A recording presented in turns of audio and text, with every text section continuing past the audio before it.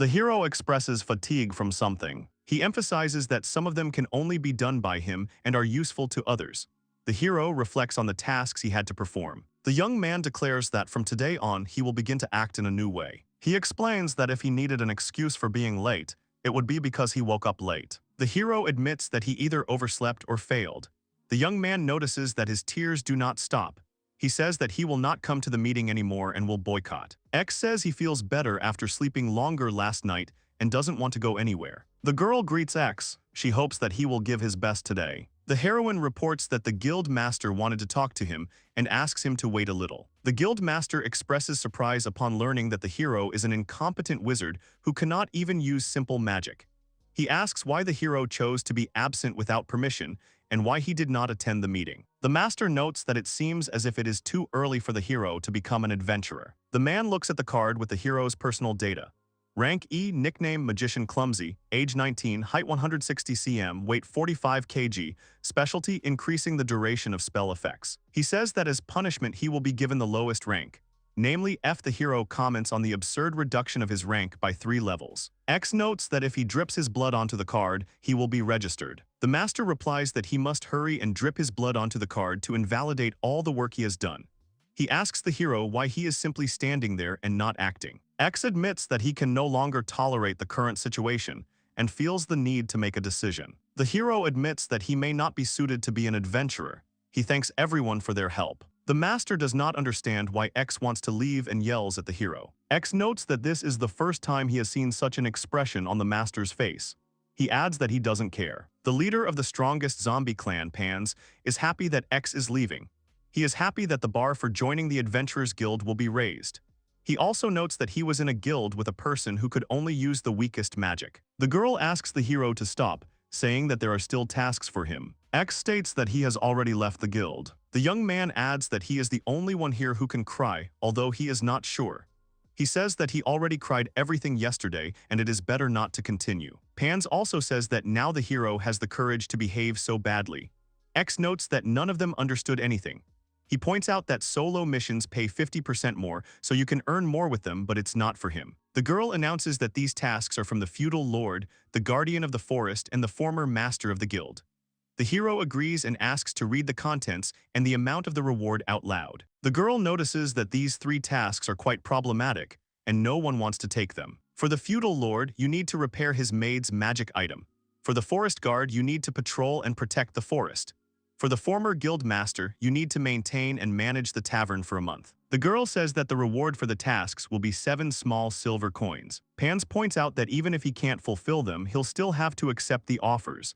Axe adds that it's the price of his lunch. Pan says it's humiliating to receive such orders. The hero realizes that this is a worthless reward. He claims to be an E-rank adventurer, but the reward does not match his rank. X adds that these 3 tasks will be the last ones. He says that after completing these 3 tasks, he will stop being an adventurer. The hero uses the ice ball spell to begin repairing the feudal lord's servant's item. He says that the magical renewal is complete. X notices that the salary is finished and assumes that the light will work for about a month. The hero continues to work, casting lighting magic on all the rooms. X says that the place is really big and there is a lot to do. He admits that he is very tired from work. The hero also wonders what to do with the materials needed to create a portable wind and ice ball. He ponders how to use a well-tuned turbine to spin it. The young man finishes the job feeling satisfied. He notices a strange feeling in his chest after completing the task. X notes that he had a bad feeling, which definitely came true. Viscount Radley says that 100 of these jars need to be made. The hero replies that he apologizes, but refuses to accept the offer. The Viscount insults the young man, calling him a defective magician. The hero notes that he is no longer going to do this, since the demands made over the past 5 years have been unrealistic. He cannot imagine himself sleeping. The hero declares that he will not change his mind. Redley says that if he doesn't like the explanation, he will order the hero's execution. The Viscount asks the hero to apologize well, thinking that the hero will be influenced by his threats. X says he doesn't want to work here anymore. The hero rejoices at his success. X asks the Viscount if he is okay, as he looks worried. The Viscount expresses disappointment, saying that the hero is a talentless wizard who can only use elementary magic. He demands that the hero bring in more profit than last time. Redley adds that this should have been taken care of from the beginning. The hero suggests asking another person and replies that he is already retired. X confirms that the Viscount's request has been fulfilled. He says that he is no longer here. The hero expresses weariness with personal requests, stating that they are too exhausting for him. He notices that former forest guard companions no longer come here, as his former comrades have handed over their affairs to others. X adds that he has been doing this work for 5 years. The hero explains that collecting magic stones is becoming increasingly difficult because there is more and more additional work. X uses the fireball spell on the Orc King. He says that the Orc King found him, but he was faster. The hero suggests that the Orc King thought that the fireballs did not threaten him. The young man declares that his flame will never go out and emphasizes the peculiarity of his magical abilities, their long-lasting effect. The hero claims that he is becoming stronger, but someone has disturbed him. X is bitten by a shadow wolf and is in shock, realizing that he let his guard down. The hero pushes away a dark figure that attacks him using the stun spell. The wolf runs away, but the hero notices that she was able to bite him hard. He admits that the wolf was still able to cause him serious damage. The hero understands that he was not able to completely defeat the enemy, but he struck him with lightning. The hero notes that the mana potion makes him want to eat a big meal. He shows the report for today, which states that 1 Orc King, 8 Shadow Wolves, 15 Orcs, and 2 Goblins were defeated. 1 recovery potion and 7 mana potions were used. X notes that the monsters' numbers have been greatly reduced lately, so they no longer need an administrator. The young man thanks them for their help over the past 5 years. He adds that what's more important than the number of monsters, which has been significantly reduced, is finally being able to sleep in his own bed. X is pleased that he can now relax. He also notices that he has been bitten and his pants are torn and wonders what he should do next. X decides to mend his pants with a lucky needle, but something goes wrong and the situation becomes even worse than before. The hero decides to cut off his damaged trousers and buy new ones as soon as he can. X receives one last request from the guildmaster to manage the tavern and maintain the premises for a month. The man orders the hero to start work before the establishment opens. The previous guildmaster is a decrepit old man who still thinks he is influential. The hero uses various magic spells such as Fireball, Ice Ball, and Water Pillar to keep the house clean. X expresses fatigue from using elemental magic all day, especially extension spells. The man asks the hero why he was late today. He says he won't fine him, but there won't be any commission either. X agrees. The guildmaster laughs and says that next month he shouldn't be late anymore. The hero rejoices, declaring that failure is wonderful. X happily notes that now he won't have to redo everything. The guildmaster says that he should record the violation in the report, because it really was the hero's mistake. The hero states that he has completed 3 assignments. The girl confirms the task has been completed. X thanks her for her help. The chains that bound the hero are now broken. The hero happily exits the building, declaring that the work is now finished. X expresses his dissatisfaction, saying that being an adventurer sucks and that it's fucking slavery. Now X is free and so begins his carefree life. The hero enjoys a beautiful morning. X notes that he has been thinking about this for a long time, and now he has both time and money for his plans. The young man rejoices in freedom. He says his name is X. The hero introduces himself as a wizard who can only use elemental magic. The hero describes his unique abilities, such as fire that never goes out and ice that does not melt for a whole month. He claims that his magic has an increased duration. X notes that he has money because he hasn't been shopping before. He notices a pleasant smell. The young man happily points to the counter with skewers. He adds that for the first time in his life he treats himself to something tasty. The hero expresses satisfaction that he will now eat something tasty. Viscount Roderick also emphasizes that the hero can only use elemental magic. He is displeased with the hero's refusal of his. The young man confirms that the Viscount is right and agrees with his opinion. Roderick asks the name of the simpleton they are discussing. The servant Iceman replies that his name is Axe. The Viscount orders that this man not be allowed to leave his estates and asks that no one else hire him. Iceman adds that this will be arranged immediately. The man says he can't wait for the moment when this man begs him for a job. The Viscount notes that this time he will have to learn humility and that he has already given instructions regarding aches. The servant asks what the device is in front of him. Roderick says the mage has created a small tool by combining elemental ice and wind magic. The man notices that the cold air and ice create an effect he did not expect from a novice. Iceman notes that he had a keen eye when choosing this device. The Viscount suggests taking it to the kitchen. He adds that he had planned to make 200 or so, but the incompetent man simply ran away. The Viscount wonders what's wrong and asks about the kitchen. Iceman notices that the water supply to the tank has stopped, to which the man replies that the same magician created it all, so it's no wonder there's no water. He suggests calling another wizard or using a grimoire if it's cheaper. Iceman agrees that it will still be better than what Axe could have done. The hero enjoys the food, demonstrating pleasure and joy from the delicious dish. The young man says he can't remember the last time he tasted something so delicious. He expresses happiness at having quit his previous job. The hero feels the desire to eat even more, but understands that this will cause stomach pain due to overeating. He notices that his body has become weaker after many years of hard work. Axe notes that he didn't expect one bite to be enough to fill him up. Another character asks if he's going to keep eating. The hero offers the boy with ears some shashlik. X gives food to the boy, pointing at it. He also expresses concern that he must eat slowly to avoid an upset stomach. The boy thanks the hero, stating that he has not eaten meat for 6 months. X also notes that as an orphan, he knows the value of luxuries like meat. The hero says that when they meet again, he will treat the interlocutor to something. He states that life without work is enjoyable, although he is not yet fully satisfied and will live the way he wants. The young man continues to reflect on the future and admits that he does not need anything, but he wants to spend money on himself. He notices that the world has changed greatly, and this makes him dizzy.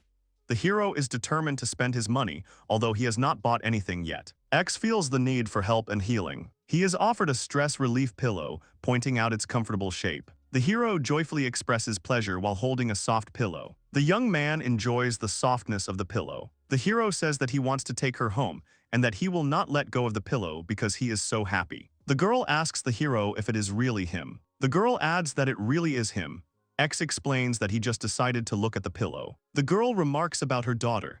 She says that the girl will be happy if she has an admirer. X adds to be clear he was just checking the quality. The hero explains that he touched the item and got it dirty, so he'll have to buy it back. The woman claims that this is a sample and therefore cannot be purchased. The girl suggests a possible solution. X thanks him for the decision but refuses. The girl expresses admiration, calling the hero cute. The girl asks the hero to help her clean a barrel of water, explaining that her request was not even considered by the guild. The hero thinks that he had problems with people making crazy requests and can no longer accept requests. He notices that although she likes to be sarcastic, she knows her limits.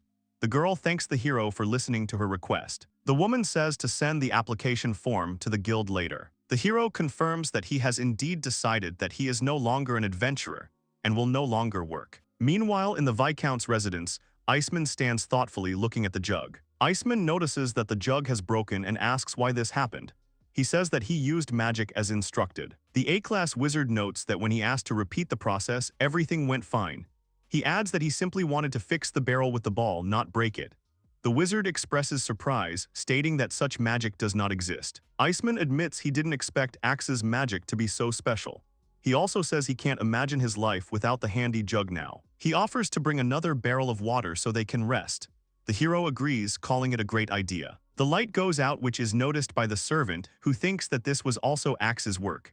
So now the butler's torment will begin. The hero says a firm no. The woman was still happy and asked for something.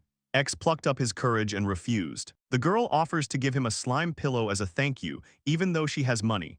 The hero notes that the price is 5 silver coins, considering it expensive. 2 little creatures, one demonic and one angelic, argue about whether the hero should work. The angelic creature assures him that it will only take 5 minutes and he will get a pillow for free. The other says that there is no need to work at all. The girl offers the hero to use the bath and insists on his consent. She adds that the product is very popular and there is a high demand for it. X thinks that he needs to agree, otherwise the product will definitely be taken away. X really wants this pillow. He claims it's not a job, just a friendly favor. The young man eventually agrees. The aunt admires the hero, calling him cute.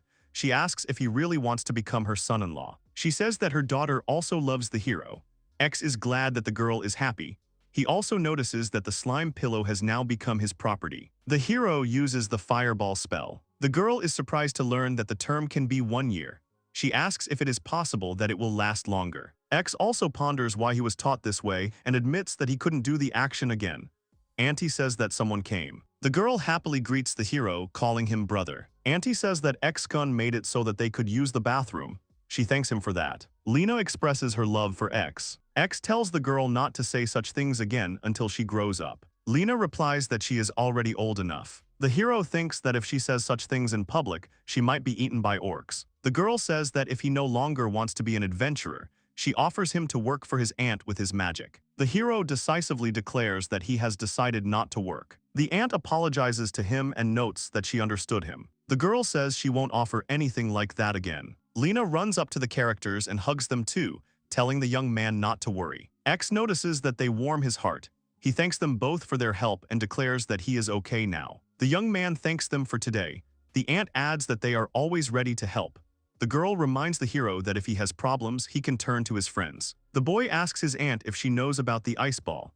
The aunt replies that this magic ball is used by nobles. X explains that it is a ball that does not melt for a year. The young man gives this ball as a bonus. The girls express admiration and pride. The girl thoughtfully asks why no one comes to her. That someone is X. The hero expresses disappointment, saying that sleeping is now doubly pleasant. He also notices that the pillow has greatly affected the quality of his sleep, and now he can rest for more than 3 hours a day. The hero is glad that he left the adventure guild, but he is hungry. The girl with ears happily greets the hero. On the table is a slime food valued at 10 silver coins. Harmful but ready-made slime food. The girl adds that the hero should pay for her. X is surprised by the offer. The waitress is shocked, realizing that the hero will eat here. She notices that X finally wants to eat at a restaurant. The girl shows the menu. The hero agrees on the condition that if he likes something, he will call her. The hero asks for advice on what to order from the menu. The waiter announces the daily special and informs that the hero's order is waiting. X enjoys food. The girl notices that the hero is warm, and his eyes begin to tear up with happiness. The waitress says that X feels warm and his eyes start to water. Another character agrees, adding that this is what he thinks. The hero notices that the food looks ordinary, but the combination of acid and mana is perfect. X is happy to have the opportunity to refuse bad food and is grateful for it. The hero says the food was delicious.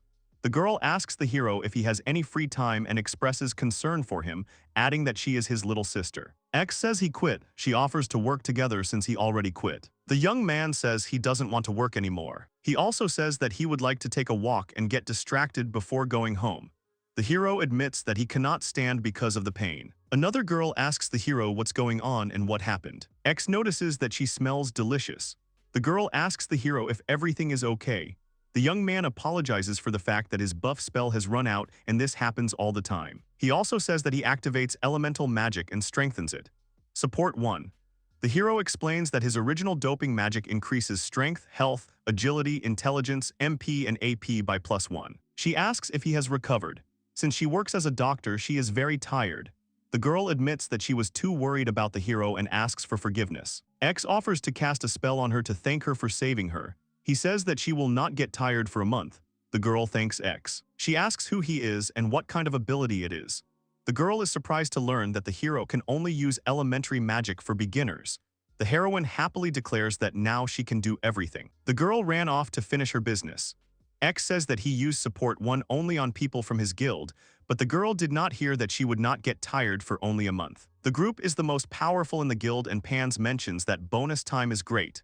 Another mage says that to be an adventurer, you need to be a wise person. The girl looks with interest at the object through the magnifying glass that the magicians brought her. The girl rejoices at their success, calling them magnificent this month. She admiringly states that they defeated the Orc King, the Cannibal, the Shadow Wolf, and other monsters. The girl asks how they defeated these monsters. Pans answers mysteriously that it is a secret. The hero explains that they are simply taking a magic stone from a demon killed by one of the foresters. He adds that it is all thanks to an unknown, incredibly strong guy. Pans offers everyone a drink, as they have earned a lot this month. But the other magician says that he is tired himself and thanks for the offer but declines it. The hero asks why he feels bad too. He adds that he too has been feeling tired lately and has not had the feeling of unlimited power. Another character agrees that the hero is right. The hero thinks and says that they need that wizard guy. The girl is asked to have a few words. The man tells the girl that X needs to be brought back and his rank upgraded to B. The man states that X was putting buffs on the heroes and also notes that they could just rest since they are the strongest adventurers. He notes that they need X to continue their activities. The hero says that this was supposed to be the last glorious day of their group. The hero says he's had his fill of food and a good walk. He adds that he'll just rest in his room now. but it's very noisy in front of the hotel. The young man replies that he does not want to get into trouble, and so he moves to another place. Someone asks if the little girl has a living bear. The girl hugs a stuffed bear. It turns out to be Ryuka. Ryuka says that X is late. X explains that she came to visit him but couldn't enter the inn because people were staring at her. He thinks that she couldn't take it anymore, so she hid there. X notices that the girl is shy and wonders how much time she has spent here. Ryuka is at the Quiet Cat Cafe and asks why the hero broke the magic contract. She notes that without him, they'll have real problems. She runs a sewing factory with living dolls. The hero admits that he quit his job, apologizing for it. She asks if he is really leaving. Ryuka is surprised to learn that the hero has no plans to leave the city. Ryuka agrees with the hero's decision. The bear apologizes for hitting the hero earlier. The crazy bear thanks the hero for his help, calling him a friend. The talking bear has been using his abilities to enhance the buff effect for a long time. However, when the buff wears off, he loses this ability. The girl expresses her gratitude to the hero. Ryuka says that without a hero, the crazy bear loses his intelligence. The bear also confirms that he is counting on the hero. The hero tells the girl about his dismissal from the guild. X says that Ryuka was very upset with him. He notices that she was like a different person. The hero adds that Ryuka even said that she would bring him to his senses. The X asks the girl for forgiveness and offers to walk her home. He admires Ryuki's appearance, comparing her to a doll. The girl joyfully greets the hero. X and Ryuka stand next to each other, showing a lack of understanding. He notices that two beautiful girls are in the hero's room in broad daylight. The girl reports good news, saying that he has been approved for C rank. He also adds that next month they are promising another B rank. The hero says that he is no longer an adventurer, and notes that he was an F class. The girl explains that the guild gave the hero trials, so that he could rise above his adversity. She says that there will be high stakes and that from now on the guild will reject requests from the poor. The girl adds that they will focus on high-stakes requests. She also expresses joy at his presence in the guild. The girl suggests that the hero ask her out on a date, but the hero thinks that he doesn't have time for that. X looks at Ryuku and realizes that everything is okay. The hero declares that he has changed and wants to say something important. The talking bear says that the young man will not listen to the girl, even if she says whatever she wants. X realizes that the bear said what he wanted to say. The girl declares that his stuffed animal has spoken. The magic bear explains that mages start at C rank because they are very rare. He also mentions that the guild takes commission money from its partners and uses it for its own expenses. The hero asks in surprise if this is true. He finds it hard to believe that he is being taught by a bear with an intelligence of +1. The bear states that first of all the guild must apologize for its behavior. The hero notes that he is finally home. Ryuka reminds the hero that he should thank the crazy bear. X thanks him for his help. The bear says that he can be called Kumakichi. The boy asks Ryuku if it's true that she told Kumakichi about the guild's work. This calms him down. The hero thanks the girl for covering for him. The boy mentions Ryuku with Kumakichi, Lina and her aunt at the restaurant, that he had many good friends. The girl explains that this is why the hero rejected the offer. She says they've been getting a lot of reports of missions failing, and none of the guild members have shown up. The hero expresses surprise. He does not understand what is happening. The guild's doomsday is almost here. X also notes that Kumakichi is nice and fluffy. The hero expresses his fatigue from constantly clashing with the administrators. He asks how Ryuki's workshop works. He adds that the sewing workshop's efficiency differs significantly with and without its automatic dolls. The hero says he was worried about whether Ryuka would be able to deliver on time. X doesn't understand why Ryuki has that face. The girl agrees, stating that she has heard about this before. She says that if she makes them work, she will look like a villain. The girl says that her bear is completely different, to which Kumakichi asks X not to leave him. Ryuka explains that she knows how useful X is, but the workshop can only cope if they reduce production. She adds that the world will live on without him, so there is no need to take responsibility for yourself. She offers him to rest a little. The hero agrees and thanks the girl. The girl understands that the hero has understood everything and says that now she is leaving. The hero thanks her and walks her home. Another girl apologizes and says that Mr. X quit a few days ago. The former guildmaster asks in surprise how the young man quit, and he is the last to know about it. The hero complains that he has ruined all the delicious dishes in his restaurant after all the trouble he has caused him. He wonders if the hero will blame him for his dismissal. He says that if something serious happens, he will be responsible to the end, no matter what, and suggests rereading the documents. The girl reminds that the former guildmaster knows his business. The girl reads the document and the man asks her what happened. She explains that this application was treated as a rejected request, meaning that the hero is no longer valid and the guild has nothing to do with it. The former guildmaster states that this is absurd. The man wonders who will take Axe's place after he is fired. He also notes that they just got into debt. The girl thanks the hero for his hard work. The heroes returned from the mission, and the girl notices that they failed it. The guy expresses surprise, calling the situation strange. The hero says that the enemy turned out to be stronger than usual, and it is more difficult than a few days ago. The girl adds that this is already the 9th failure this month. There were so many during the whole of last year, and now in just 3 days. She notes that those who do not know failures speak of a strong enemy. The guildmaster asks the heroes what's wrong as they have lost ground. The hero asks for a special meeting, explaining that he has been feeling unwell lately. He notes that the strongest adventurers in this guild are the Zanbai team. The hero announces that today is a special day and is going to give all the adventurers a reprimand. The man thinks that once they experience this, they will be hooked. The guildmaster asks adventurers to have a high level of awareness and the ability to think for themselves every day. The guildmaster calls on the adventurers to take their gear and set out on an adventure. The adventurers thank him for his words. The secret is revealed after an emergency meeting in the tavern. The hero happily declares that eyes will strengthen him. The girl notes that enhancing without a fight is pointless. She adds that someone already knew that it was effective. The mage says that the newbie doesn't need to think and just do what they say. The girl announces that everyone should queue up so she can give them the buffs they want. She asks Mara, who had 15 magical abilities. Mara thanks the girl for her help. The girl notes that Mara is a powerful sorceress who uses a number of very powerful elemental spells while using little mana. Another character greets everyone and states that he needs a boost too. Eyes adds that it's hard work. The hero is surprised to notice that their buffs have already run out. The girl expresses surprise and asks what is happening. She is reproached for being a weak sorceress. Eyes explains that the buff only lasts for 10 minutes. The mage says that X had enough buffs for a whole month. Mara admits that without enhancement magic she has problems. The girl says that without buffs, her magical power drops to the level of a child and she has no choice but to restore her magical power with potions. Mages say that without the enhancement they can't do their job as before. Eyes is sure that all this is impossible. She has specialized in magic all her life. The enhancements last for a maximum of 10 minutes. The girl expresses disappointment, saying that it is bad that they can no longer return to the previous level. Another girl suggests calling another buff master. She reminds the heroes that the buffs only last for 10 minutes. The hero wonders if it's possible that X really is amazing. Mara says they need X. She says he was kicked out and hopes they can bring him back. He agrees that this is the way to proceed. The girl replies that the guy who was with him said that they should apologize.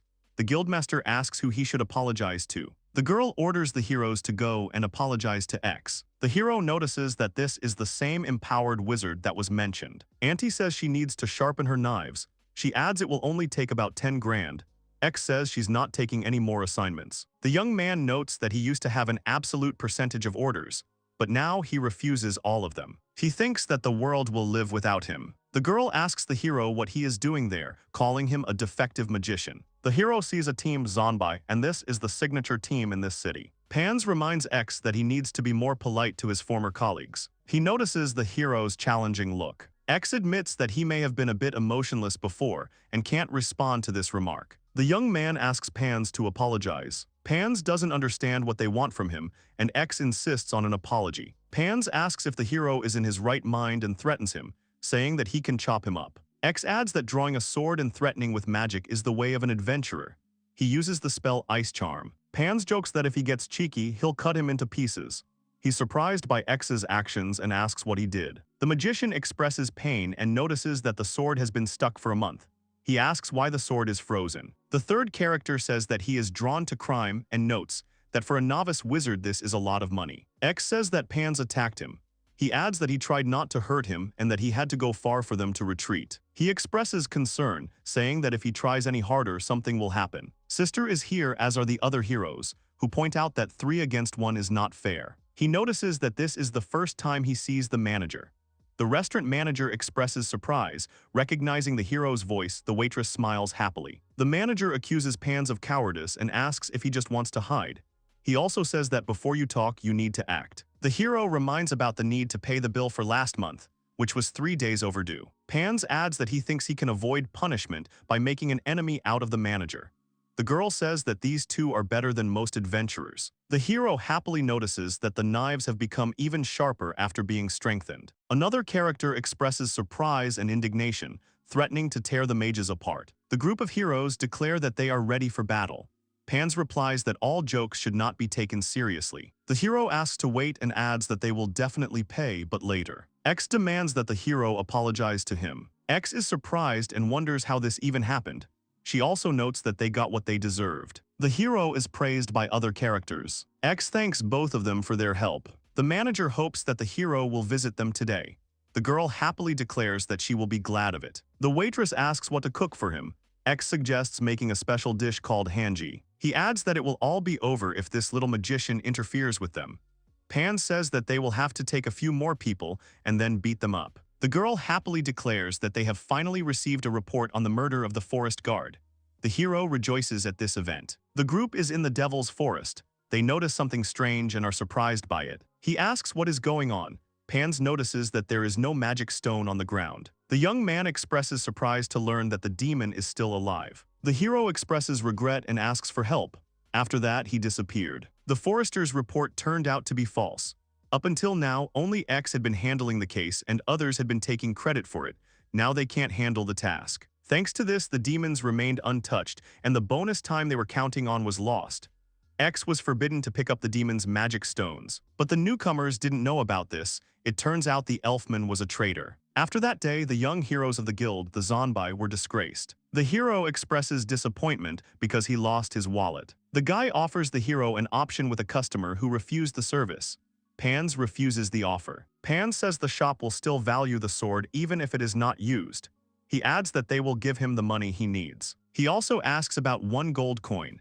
The hero categorically forbids touching the sword and states that he will return for it in a month. The hero confirms that he will return the sword during bonus time next month. Pans wonders why he had to get such a bill at the restaurant, especially if bonus time never comes. But that day, the hero did not come again. The butler notices that he is in a great mood. He asks the Viscount if anything good happened at the ball. The Viscount explains that the device creates a cool breeze.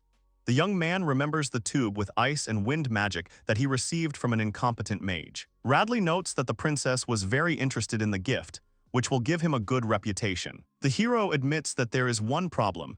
X is no longer an adventurer. The Viscount suggests visiting X at home.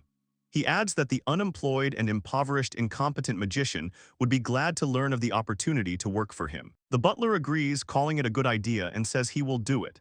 The hero says that as his first task, he made 200 of the same pipes. The Viscount notes that he sees how the hero has learned something from him. The young man thanks him for his help. The hero notices that only X can recreate the extinguished magical light. He adds that his head hurts, despite the fact that he completed the task. The butler asks the maid what is the matter. She informs him that the ice in the largest compartment 7 has started to melt and wants new ice when it is ready. The hero suggests destroying the contents of ice compartment 7.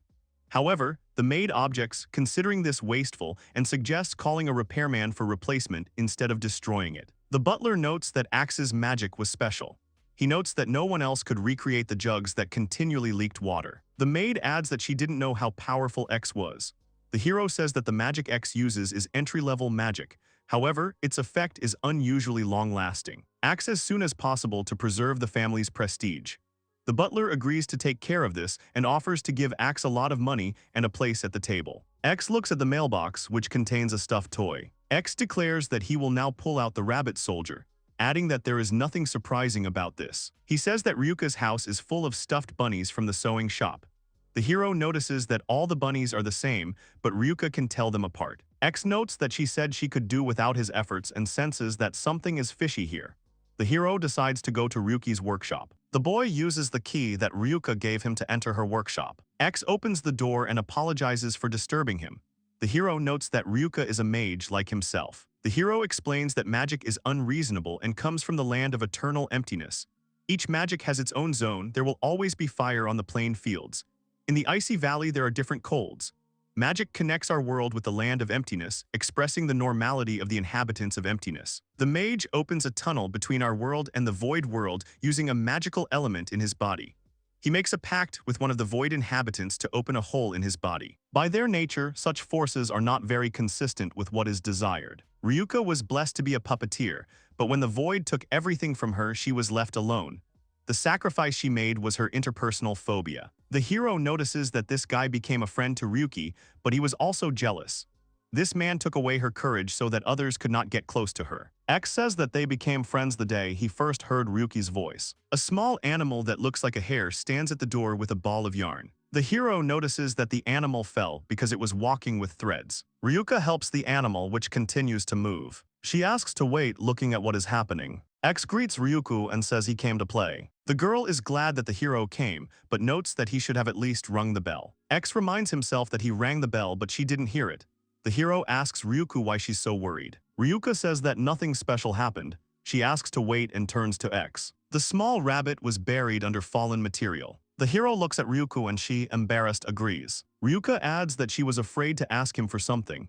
The girl asks if the hero is happy. The hero says he's only been here a few minutes, and the rabbits are already falling apart.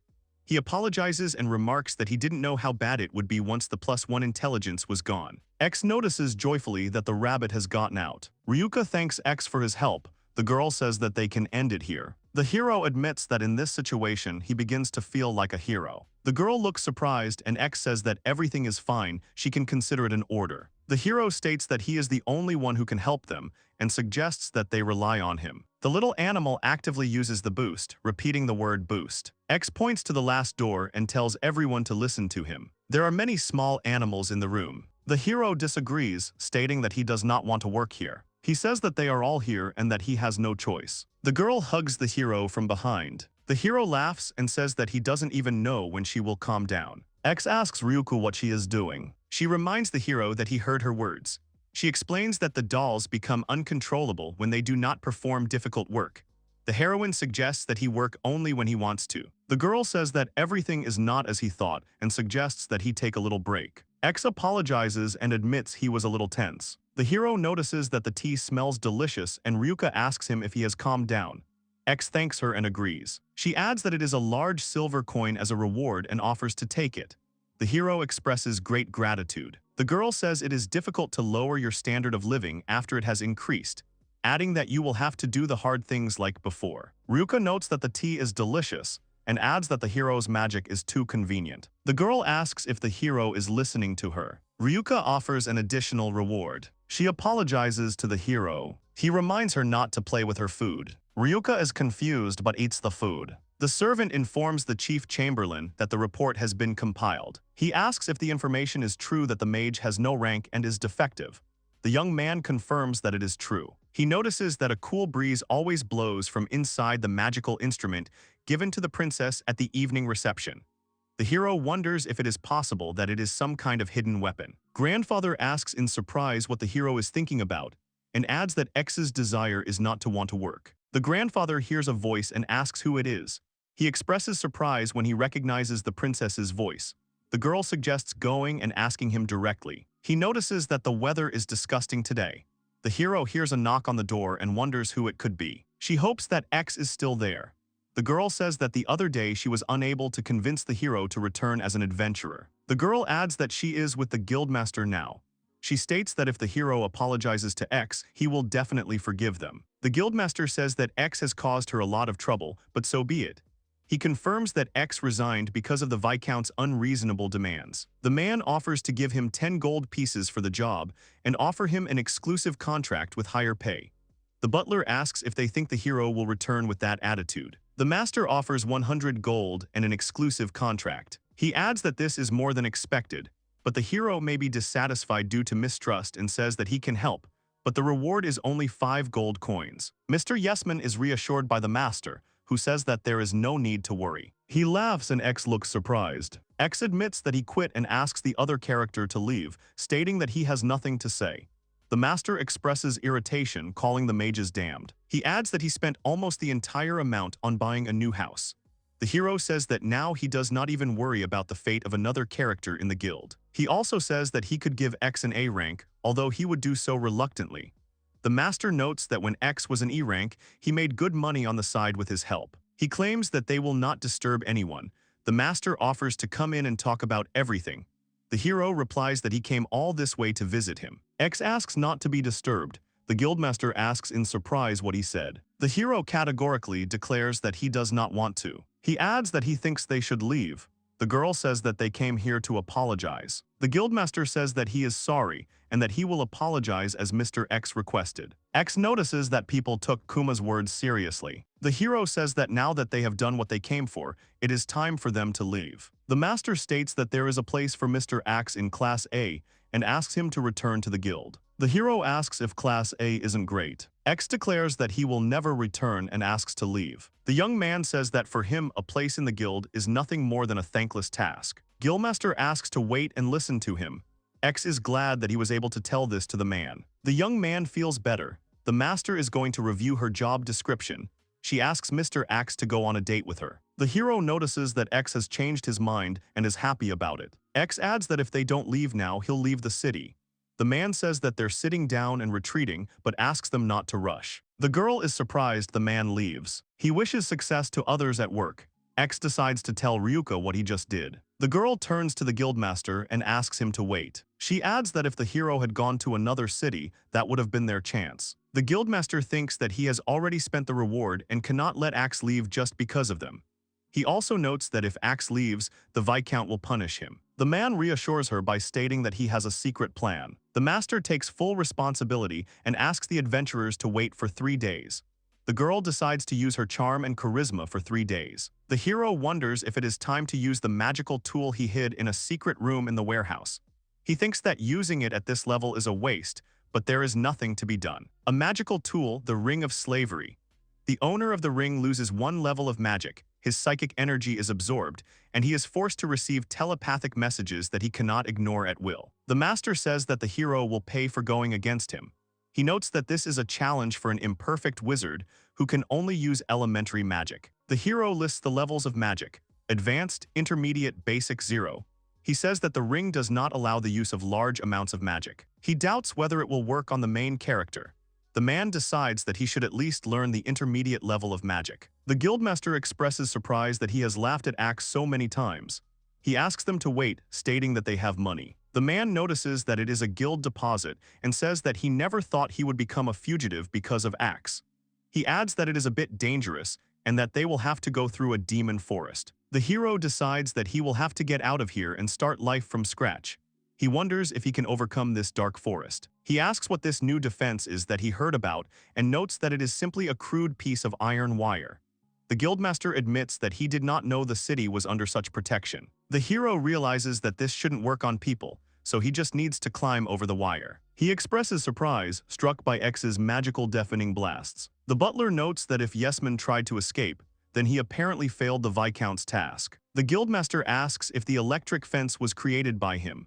The youth notes that the forest guard is under the protection of the Viscount. The butler says that the forester also performs his duties well. The hero explains that they were actually forced to do all the heavy lifting of building the fences, including Axe. He adds that it's just basic electrical shock that lasts an unusually long time. A man threatens a prisoner by offering him to mine gold in the mines as a place of punishment for 5 years, since he has 5 coins. The guild found them along with the master. They returned the money and left the guildmaster. But the butler found something else. He offers him to keep the ring, but only on the condition that he wears it on his finger. The guildmaster resists because he doesn't want to put on the ring, but he must answer for what he did. The butler orders the master to be sent to the mines. The man feels the heat leaving his body. The hero meets the butler on the street and notices that they haven't seen each other for a long time. The butler asks if it is true that the hero left the guild. He also says that he was paid in advance for the work, and now X cannot refuse to complete the task. However, he categorically refuses to do the Viscount's work, regardless of the reward offered. The butler realizes that he has been deceived, as the guildmaster did not hand over a single gold coin of those given to him. The young man is sure that the man will definitely pay for his deception. The guildmaster is burdened by his ring, but it will only be removed when he serves his sentence. He understands that he will have to spend 5 years in harsh conditions. He does not know that Yesman extended his sentence by 100 years after he learned of the deception. The Viscount says that the day of the meeting with the princess is approaching, emphasizing the importance of completing the task and the need to make 200 pipes as a gift as soon as possible. He suggests considering sending someone else on this mission. The young man agrees, but adds that he was told that only X could do such a thing. Another character maliciously offers to kidnap the young magician, demonstrating cunning and readiness for dishonest actions. The heroes discuss their plan of action. One of them calls Urikar the king of the slums. They decide to use this man for their own purposes, although the other hero expresses doubt and asks to think it over again. The young mage is already in captivity. Urikara confidently declares that it is enough to provide him with a room in the basement and treat him politely, so that he will definitely change his mind about resisting. The Viscount expresses surprise and admiration, dismissing the plan as interesting and not badly conceived. The other characters agree with his assessment, although one of them wonders if the hero is serious. He remarks that kidnapping is bad form and states that their bait plan will definitely work. The Viscount believes that kidnapping is impractical and suggests simply calling the target. He suggests luring the target into a trap with the help of an attractive woman. The hero looks puzzled and surprised when he hears the word bait. Urikara notes that every criminal organization has its own specialty, and their group is known for its mistreatment. He emphasizes that they do not have beautiful women to carry out such a plan. He orders his men to gather everyone, showing confidence and readiness to act. But when he sees who his men have brought, Urikara expresses shock. The little girl looks worried and sick. The older woman replies that she feels young inside despite her age, and with them, a pregnant woman. The hero tries to find a suitable person for his goal, but says that he has no one. He admits that he does not even know which people are suitable for him. The heroine irritably remarks that she will have to decide everything herself again.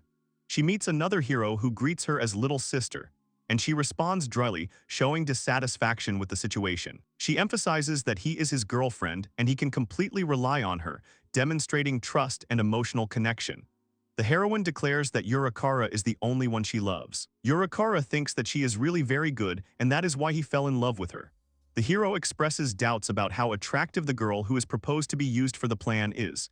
He asks if she can handle the task. The hero decides to test his confidence by tossing a coin. If it comes up heads, he will choose this girl. If it comes up tails, he will have to find another person. While tossing a coin, the man suddenly loses it from his hands, which causes him irritation and frustration. He complains about losing his concentration and mood. The boy notices that the hero dropped the coin, pointing out his mistake. Despite losing the coin, Urikara states that the decision has already been made. The boy is hesitant to become the bait, claiming that he is a guy and cannot fulfill this role. The girl reproaches the hero for his whining and reminds him that she borrowed his favorite outfit. The man addresses the girl, calling her sister, and notices the second hero, but has difficulty determining the gender due to appearance. The hero confirms that he is indeed a guy, although his appearance may be misleading. The sister deduces that it is X. She notices that the other character looks carefree, which she considers a positive thing. The girl notices a beautiful girl next to X and expresses surprise, asking who she is. Another character says that their plan won't work because of the girl's presence. He suggests going home. The sister confirms that they have the advantage and must stay. She firmly states that she will do everything for Urikara, even if it means losing. The group realizes that the three people who were watching them earlier are approaching. X notices that Ryuka is scared. X asks the girl what they want from them. The girl suggests having fun, smiling, and demonstrating a cheerful mood. Ryuka expresses surprise. The toy bear notices that someone has invaded the hero's personal space while they are out for a walk. He also points out that there is a man among the intruders, causing the heroes to be surprised. He stresses that the situation has changed and they can no longer act the same way as before. The boy says that their numbers do not matter because they have been exposed. The boy admits that they wanted to catch the hero with bait, but now they realize that it didn't work. He expresses disappointment, saying that everything would have been fine if it weren't for the girl's presence. Another character addresses the heroes. He asks them to pretend that the plan was successful and suggests going to the Viscount to continue the plan of action. The boy says it is better to be a volunteer than to be kidnapped. The man also adds that it is important to save his sister's face by showing concern for her reputation. The young hero categorically refuses to carry out the proposed plan, stating that he does not want to participate. The sister decides to leave the scene, pointing out that everything could have worked out if everyone had followed the original plan. The group of heroes admits that the situation has gotten out of control and too noisy. X thinks that they didn't know about such a trap and watches as the opponents leave. He notes that they were surprisingly straightforward and simple in their actions. Ryuka turns to X and says that he was cool. Yurikara expresses surprise that anyone could resist such a beauty as his girlfriend. She apologizes for her mistake. The man expresses irritation, saying that X is bothering him. A boy approaches who may know the magician. Yurikara replies that he has orders to bring him to the Viscount, emphasizing the seriousness of the situation. He offers to help the boy, asking what he wants in return. The boy agrees, adding that he needs cold medicine too. He thinks it is cold medicine for the child who just left. The child firmly declares that he is done. Yurikara doubts his decision because it is not in his principles to use children. The girl sees that her boyfriend has found a solution to the problem. He categorically refuses further bait, declaring that he will no longer use people for such purposes, especially his girlfriend. The hero thanks Axe for coming to the Viscount and asks him if he can return to work, but the magician begins to get angry. The young hero expresses outrage at the way people use other people as bait. He questions why such actions are possible, especially when children are used. The servant points out that this may be a mistake, but the hero accuses him of trying to avoid responsibility in the face of facts. X tells him that he heard about a deal for medicine for a sick child. The servant accuses Yurikara of how he treats the children. The boy expresses admiration, saying that he is ready to do anything for his friend. X replies to all this that he despises everyone. The Viscount greets X joyfully, his tone containing elements of satisfaction and relief that the hero has finally arrived. The man knew that the young man would fall into a trap. He commands the hero to begin work, confirming his instructions. The hero categorically refuses to comply with the demands, declaring that he will never obey this man. X firmly says that he will never forgive such treatment of children. He suggests going home and offers to buy medicine for his friend, demonstrating his concern and desire to help. The hero, whose name is X, is about to leave, but the Viscount stops him. He asks him to wait and offers to talk again. Rumors from a merchant that the Viscount is using children for some purpose. She adds that the Viscount's reputation has suffered greatly because of this. A girl dressed in a smart dress enthusiastically declares that she is now going to see the great magician. Grandfather is surprised to notice that Princess Lula herself went to X. The guards regret not stopping Princess Lulu in time, noting that she left too quickly before they could prevent her actions. The older character wonders if it was a mistake to consult Princess Lula. Princess Lula is the third princess. She is 12 years old, which is a little younger than her sisters. Princess Lula has an innocent but intelligent face and once brought with her an unusual thing. She says it is a gift from the Viscount and describes it as a cool and very light breeze. The man asks what it is and offers the girl to give it to him. Grandpa notices a strange feeling from the object he is holding. He uses his ability to determine the danger level and finds that the object has a danger level of 1. He wonders why he is getting such a strange feeling from this object. Grandfather notes that nothing in the city has caught their attention until now. He asks permission to borrow another one for a moment, but Lula warns them not to break it, as it belongs to her sister. Hero technician Herman assumes that the object is a new type of magical tool. He is in the Royal Laboratory of Magical Technologies and analyzes the situation. The hero learns that the item was purchased by the princess at a dinner party on the orders of Viscount Roderick. The hero expresses surprise that aristocrats should know about this, although he himself does not know the details. Herman notices that the object he is holding is very light and asks permission to disassemble it. However, his grandfather warns him, saying that the princess will be furious if he does so. He wonders if the formula is written directly on the magical stone, carved into a cylinder. The boy talks about demonic tools and special relics, pointing out that there are small ice cubes inside the cylinder and wind passes through a crack. The hero answers negatively but expresses surprise as he cannot find what should be there. The grandfather asks the hero what happened. The technician states that what should be inside the cylinder is not there. He looks shocked and displeased, emphasizing that the situation is wrong. Grandfather agrees, adding that it is indeed a basic occupation, although he used to make engravings.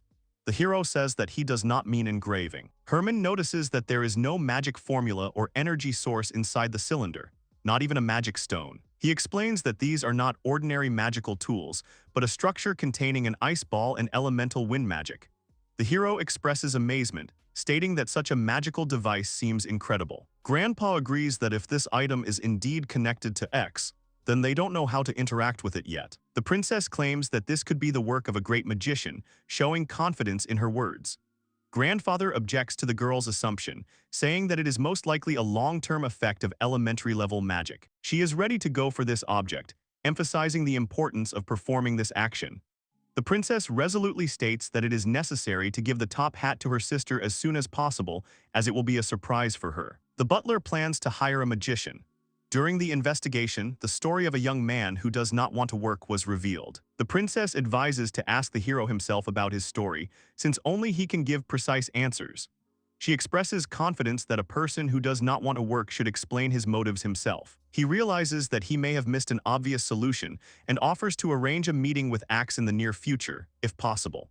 Grandfather notes that the princess acted too quickly and went to the hero on her own. Lulu changed clothes at the villa and points out that the place is somewhere nearby. The princess asks X what he is doing, and then he explains that he is looking for a child to give it to. The girl offers to help the hero find the child, demonstrating enthusiasm and readiness to act. The hero notices that the girl suddenly ran away, leaving him alone. He looks surprised and worried, not understanding where she went. The girl runs up to the cat and says that maybe he likes shashlik, so she can feed it to him. The heroes notice that the cat doesn't want to eat the shashlik. At this point, X asks what she is doing here, pointing out her presence in this situation. The child recognizes X's brother and joyfully exclaims about it. Nitra asks for another kebab, which the hero is holding. He explains that he just bought some medicine for Rin. He admits that despite his unemployed status and limited funds, he still made the purchase of medicine. He adds that it hurts him to look at his interlocutor. The hero expresses confidence that he is considered suspicious because of his behavior. X hopes that Lulu will be able to find the one she needs. The girl addresses the hero, calling him Great Wizard X. The hero responds by introducing himself as a wizard who is called defective. The girl apologizes, expressing regret. She then confesses that she wanted to ask whoever created the item to make her one. X thinks it was done at the request of the Viscount. The hero describes the object, saying that it is indeed cool and light. He confirms that it is his creation. The girl is surprised to learn that the hero can make another such item. She asks for 2 such items, to which the hero agrees. Lulu exclaims joyfully upon learning that the one she was looking for, X, the Great Wizard, is indeed standing before her. She expresses her joy at meeting him. The hero admits that he can only use elementary magic, and therefore cannot be a great wizard. X demonstrates the spell Wind and Ice Ball, causing the girl to admire him. The hero asks the girl not to tell anyone that he is a magician. He suggests keeping it a secret between the two of them. The girl agrees, confirming that it will be their secret. The princess thanks the hero, calling him Great Wizard X. X notes that although the situation is funny, it is not that bad, especially after he managed to prove himself as a great wizard today. The young man understands that he should not tell the beastman about this. The grandfather asks the princess where she has been all this time, expressing surprise and concern at her absence. The butler says they were worried about her long absence. She gives her grandfather a gift, calling him the old man. He notices that this is not the pipe they originally had. The princess says that she asked X to make the same items for her on credit. She stresses that the royal family cannot remain in debt, and that the service must be repaid. The hero has 2 problems. One of them is that outside the tavern he often meets suspicious people in expensive clothes. He also adds that despite this, he still refused the offer. X is worried that he will soon run out of money, and this is his second problem. He says he can't go back to eating mucus like he used to because his diet has changed. The hero says he even ordered juice after eating at a restaurant yesterday. The mage notices that he has warm stones, which are Sky Demon Stone with a weak fire spell. The hero wonders what to do next. He admits that he does not want to work, but he needs money. X decides to gamble in order to win a fortune. The hero explains that the chest is a container that allows him to pass the time, while the buff magic that increases his luck in lotteries wears off. He adds that his own magic will continue to work for a long time, demonstrating confidence in his abilities. The young man admits that the very idea of gambling is bad, but still considers his strategy to be insidious, but quite profitable. Nitra greets X, causing him to become frightened in surprise. The hero asks about the condition of his girlfriend, to whom he gave the medicine. X recalls that his girlfriend from the potion shop seems to be taking revenge on him for haggling with her for so long. He added that he had already been helped once and asked to pass it on to another girl so that she would not worry about gratitude.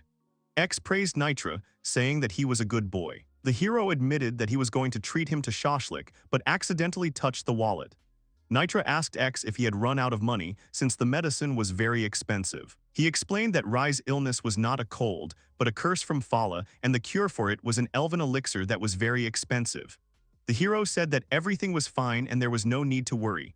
He offered to take the money and buy something for Rai. X repeated that it was only possible to buy what one usually lacked money for and assured that everything would be fine.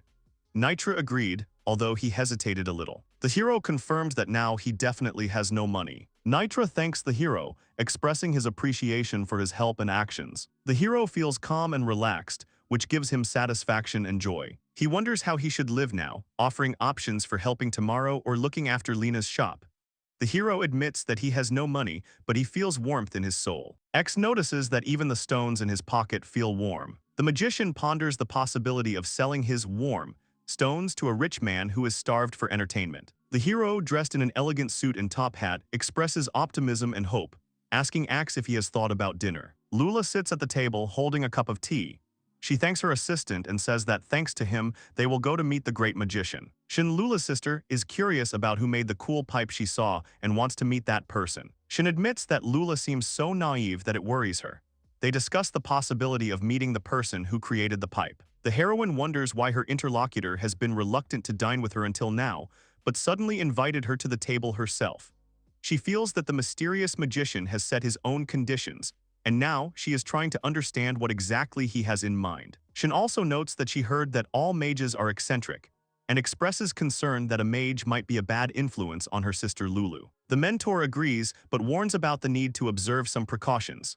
The girl does not understand what precautions should be taken. Grandfather explains that the word work is forbidden in the presence of the magician.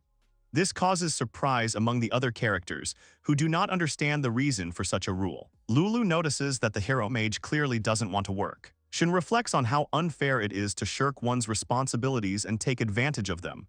She feels limited, comparing her situation to that of a bird in a cage. The older man sternly warns Miss Shin not to ask Axe questions about his source of income, why he is not working, and when he will start working. He emphasizes that such questions are strictly forbidden. Lula asks her sister about it, and she says that she understands the situation. The girl notices that Shin's smile is a little strange. The hero expresses surprise, not understanding where he is being taken.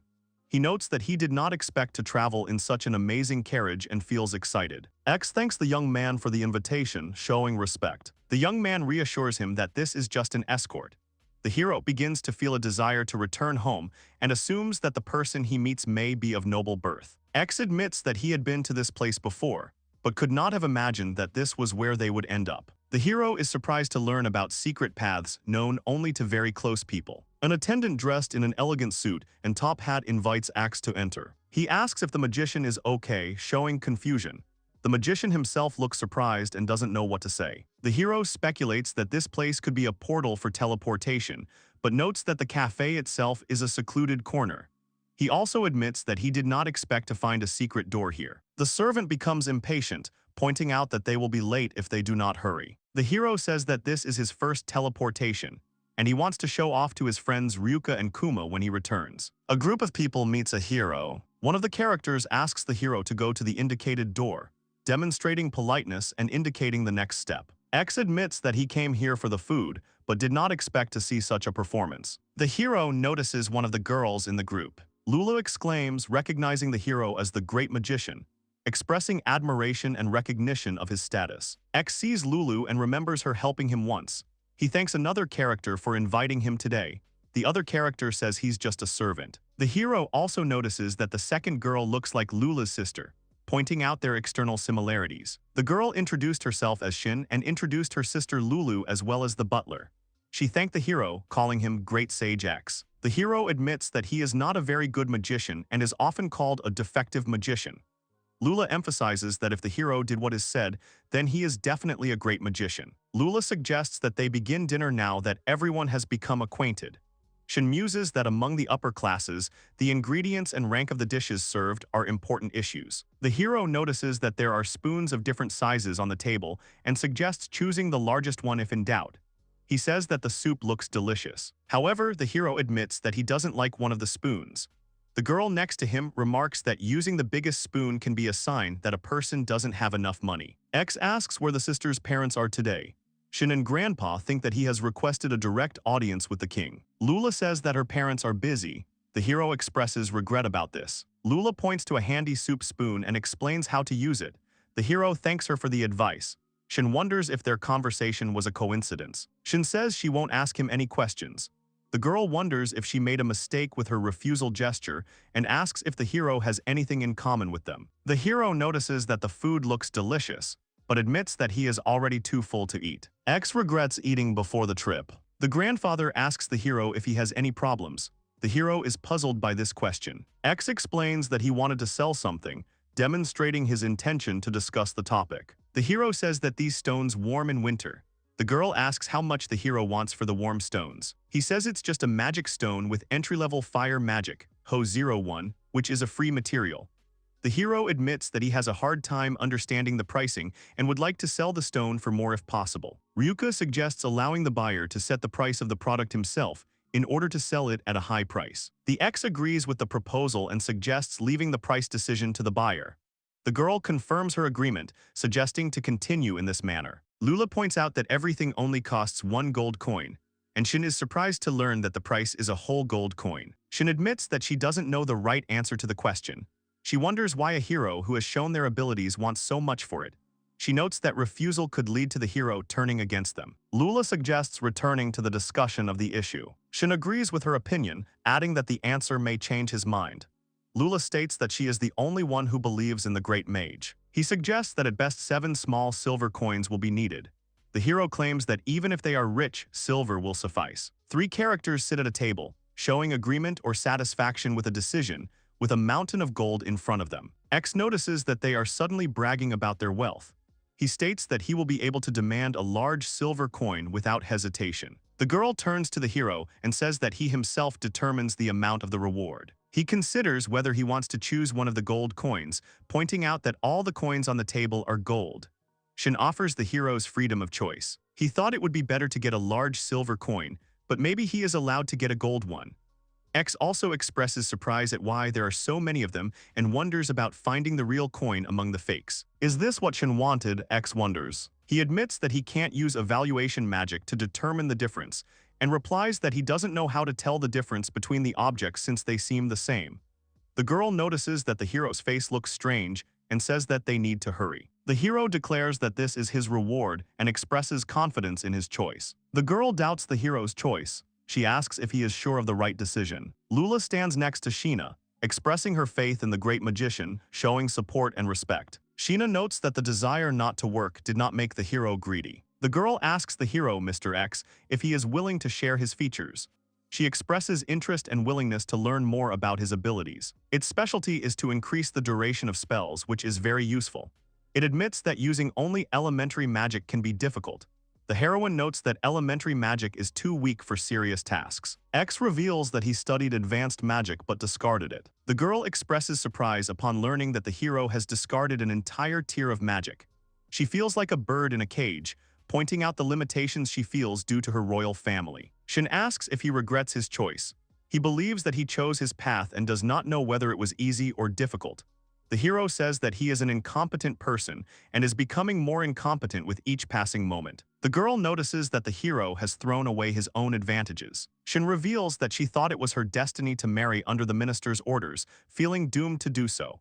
She adds that if the hero is willing to give up his advantages, he can be free. The girl, introducing herself as Lula Whiting, announces that she recognizes the hero as a great magician. Lula sternly tells the hero to never call himself incompetent again. The hero thanks the girl for her words, demonstrating joy and gratitude. The girl thanks the hero for a pleasant time, stating that she enjoyed it too.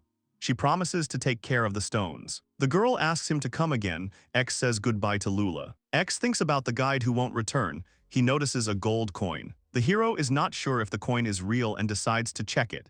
He says that if it is real, he will return with 10 large silver coins. Shin expresses surprise at the large amount of gold coins and asks what to do with them. Grandfather confirms that he is aware of the situation. Shin states that she will make sure that the gold comes to him naturally. From the moment Lula acknowledged X, he officially became a great mage of the royal family. It is also stated that X had not heard of this, as he thought it was a fiction. X was suddenly registered as a top-ranking sorcerer. The Academy of Mages is a huge organization, similar to an adventurer's guild. The documents show that X is ranked 9th. The hero expresses doubt, stating that he has not heard of such a person. He suggests that it may be the king's illegitimate child. The old mage adds that the princess may have been joking too much. The employee notes that they still don't know who X is. The magician suggests repeating the search from the beginning, saying it is ridiculous. Teacher Kyuker offers his help in finding the student. The girl conducts a worldwide search for the name X. The search results show that X is currently not working. Kyuker notes that nothing was found, showing surprise or disappointment. The documents indicate that X was previously an E-rank Adventurers Guild member. His nickname is Defective Mage. Owl expresses satisfaction, stating that this is all she found. The old man wonders why he needed to join the guild if he wasn't planning on working there. The girl suggests calming down, suggesting that X might have only joined once for a disguise. Owl again sees information about X being in the Adventurers Guild with a D rank and the nickname Defective Mage, to which the mage is surprised that the hero was just demoted. Kyuker adds that this cannot be true for a man who became a great magician. The girl expresses surprise, stating that the choice was accurate. The girl asks why the counter magic was completely ineffective. She looks worried and doesn't understand what's going on. The heroine wonders what it even means when she mentions Great Wizard X. X learned magic from the High Elves in the Red Forest and was recommended to join the Adventurers Guild.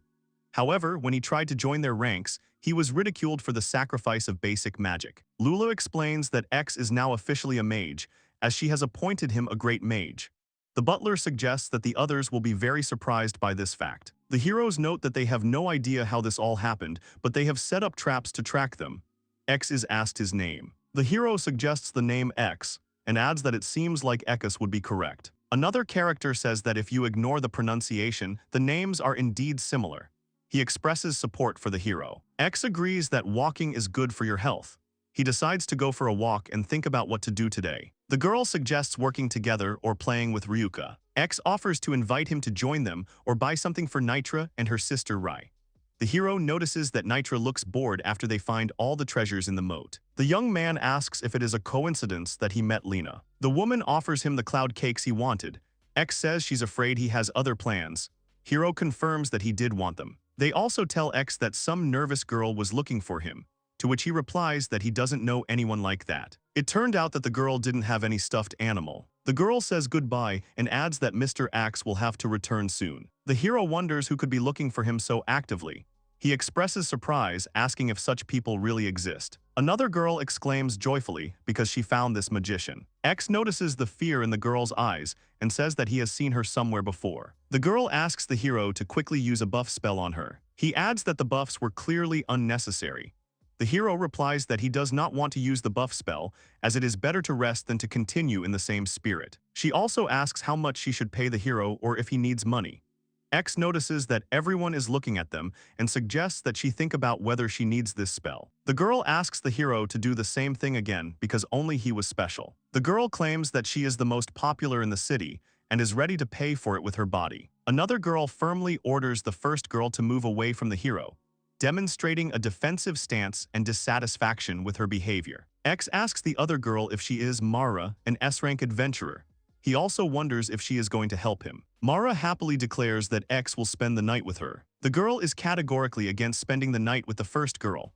Mara uses the Shadow Bird spell. The girl asks the hero not to leave, but she is bound by Mara's magic. The hero notices that where he fell is comfortable, comparing them to the most luxurious pillows. Mara demands buffs from him, demonstrating persistence and desire to obtain magical enhancements. The girl invites the hero to tell her about what she does so that he can make an informed choice. Sarah says that just a few days ago she was hooked by the idea of the great old woman. The hero wonders if she really exists. Shrouded in a dark hood with various names, the desire of eternity, the fortune-telling witch whose body is trapped in the void, the one who sees the future, and the one who has lived for thousands of years, this character raises questions about his true identity. The character says to be calm, listen, and avoid certain things. He also mentions a new type of defense called Forest Guard. A talisman called Buff One will help overcome the obstacle. She adds that this is what the witch said earlier. X expresses disappointment, stating that he ran out of magic because of this. Sarah thanks him, breathing a sigh of relief. She wonders if it was necessary to be so stubborn. X apologizes to her for dragging her into this situation. The girl introduces herself as Mara Iron without X's magic. She admits that she is not feeling well right now. The girl who introduces herself as Mara Iron states that she feels sick without X's magic. Sarah asks the hero to do whatever he wants with her, because she does not receive income unless she sells her research. X says that there is no need to be stupid and reminds that he will pay the money after the research is sold. The girl thanks him for his support. The hero explains that the protection is magic, so it is impossible to prove its structure. He adds that this is why he came to this city to investigate rumors about a new type of protection. He adds that it was simply a stun. The hero explains that lightning created by magic is energy without a power source and is simply the result of technique. The girl wonders if she might have chosen the wrong approach. She says that while magic may be impossible, electrical discharges can be created through science. X asks Sarah why she works so hard. She replies that her sense of mission is the main reason for her diligence. She admits that this is childish nonsense, but she wants to be great and for everyone to look up to her. She asks if she has offended him. The hero understands the reasons for her work and considers it normal. Mara replies that she does not want to do it. The girl expresses the difficulty of forgetting children's gratitude. Mara thanks X for his help and support. The heroines suggested repeating their meeting sometime later. They happily note that it was fun and interesting. The hero says that he finally came to play. He notices that Ryuka almost never leaves the house, but decides to come in anyway. The hero explains to Ryuka that he is here to play, although he understands that this may come as a surprise to her. The girl with the cake and other characters greet the hero. They congratulate him on his position as a great magician, showing respect and joy. The boy reminds Ryuka that she was wrong to suggest reading the newspaper. She says, X, pointing at the hero. The hero denies that it is not him, claiming that it is Mr. X. The hero points to a newspaper headline where the name X is written in large letters. He hints that if you remove one letter, it will become clear who we are talking about. Ryuka, next to him, asks what all this circus is about, expressing bewilderment at what is happening. There is a large cake on the table, and the hero assures that it is very tasty. X proudly declares himself the Great Wizard X, showing confidence in his new role. The girl asks when she will come back to work, indicating the need to continue their activities or meetings. Ryuka asks the hero if he is going to leave, pointing out that his money will soon run out. The hero responds in surprise that Ryuka has already worked and made an excellent cake. The girl speaks happily, expressing enthusiasm. He admits that he sold the warm stone for a gold coin, demonstrating success in trade. X replies that it is his thing and can be used with something else. Teddy Bear suggests using the decoration for heating. Ryuka suggests using a former pocket watch for this purpose and notes that the metal heats up easily. X suggests giving the bear cub to Kumu, but he is against it and says that it will burn. Ryuka also asks the hero not to be rude to the animal. X calms the girl down, saying that there is no need to worry because the magical flame is different from the usual one and will not burn. The hero adds that the fire that enchants the wood will not turn it into coal, confirming the safety of the situation. The little animal suggests doing something, and the hero agrees. Another animal similar to a hare also joins in the participation. This moment is connected to cold addiction and fever of joy of life. The hero casts a spell that calls the warmth of summer into the characters' hearts. Two cute animals, similar to plush toys, express pleasure and joy. Ryuka hugs one of the animals, calling it Kuma. She says that it is so warm, showing warmth and affection. The girl notes that the animal seems alive, and the hero admits that it really is. X is glad that everyone liked his idea. The girl asks the hero X to move away. The hero asks if she is jealous of the doll, to which he states that it is her duty. The hero confirms that it is indeed about the cake. He asks if he can help with anything. The girl asks the hero X to listen to her. She says that there is one place where she wants to go. The hero announces that he has come for Ryuka. He joyfully calls her by name. Ryuka responds to the hero's greeting with surprise and joy. The girl says that the music festival will be in Shiptown. She also admits that she was so excited that she couldn't sleep last night. The hero replied that it would be fun. He notices that the coachman is in a good mood. The hero says that the only way to get to the neighboring town is by carriage, and he cannot thank Ryuku for that. The hero asks Ryuku if she left the rabbits at home. Ryuka is worried because she has never been on vacation. Kuma calms her down and says that the heroes will apologize to the other toys later. The young man notices that the Viscount has promised to distribute these pipes to the nobles, and time is running out. He emphasizes that Aix must be forced to make 200 of these pipes as soon as possible. The girl asks the boy who he is, showing surprise and a desire to know more about his personality. He adds that he is the Viscount's butler. The girl replies that the gentleman has been absent for 3 days. The butler thinks it strange that the girl in Axe's room is playing maid, even though he himself reproaches others for it.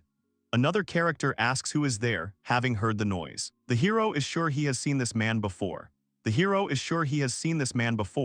Nitra points out that this is the Viscount's assistant. Rai confirms that it was actually she who was sick at that moment. The girl confesses that her illness was not a cold, but a curse of the headlight. She tells how Mr. X helped her, giving his money to save her. The girl is happy that she can freely use Mr. X's room until they find a new place to live. They notice that even after the fire, they were able to maintain this opportunity. The hero admits that he created a false impression of the magician, and adds that this man is actually good. Nitra also mentions that the great mage constantly treats her to kebabs. The girl calls Nitra and says that it is a secret. The man remarks that it is impossible to believe that someone can be made to call him a great magician using only elementary magic.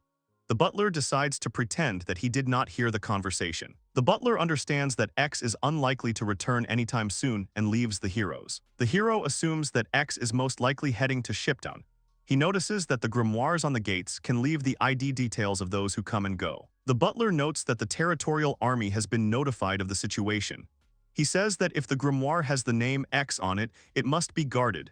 If anyone does not have identification, they must be detained. The man adds that X is currently on vacation and that they agreed to make 200 tubes before he left. He says he won't get out of this situation easily. The second morning in the small town of Shiptown began calmly and measuredly.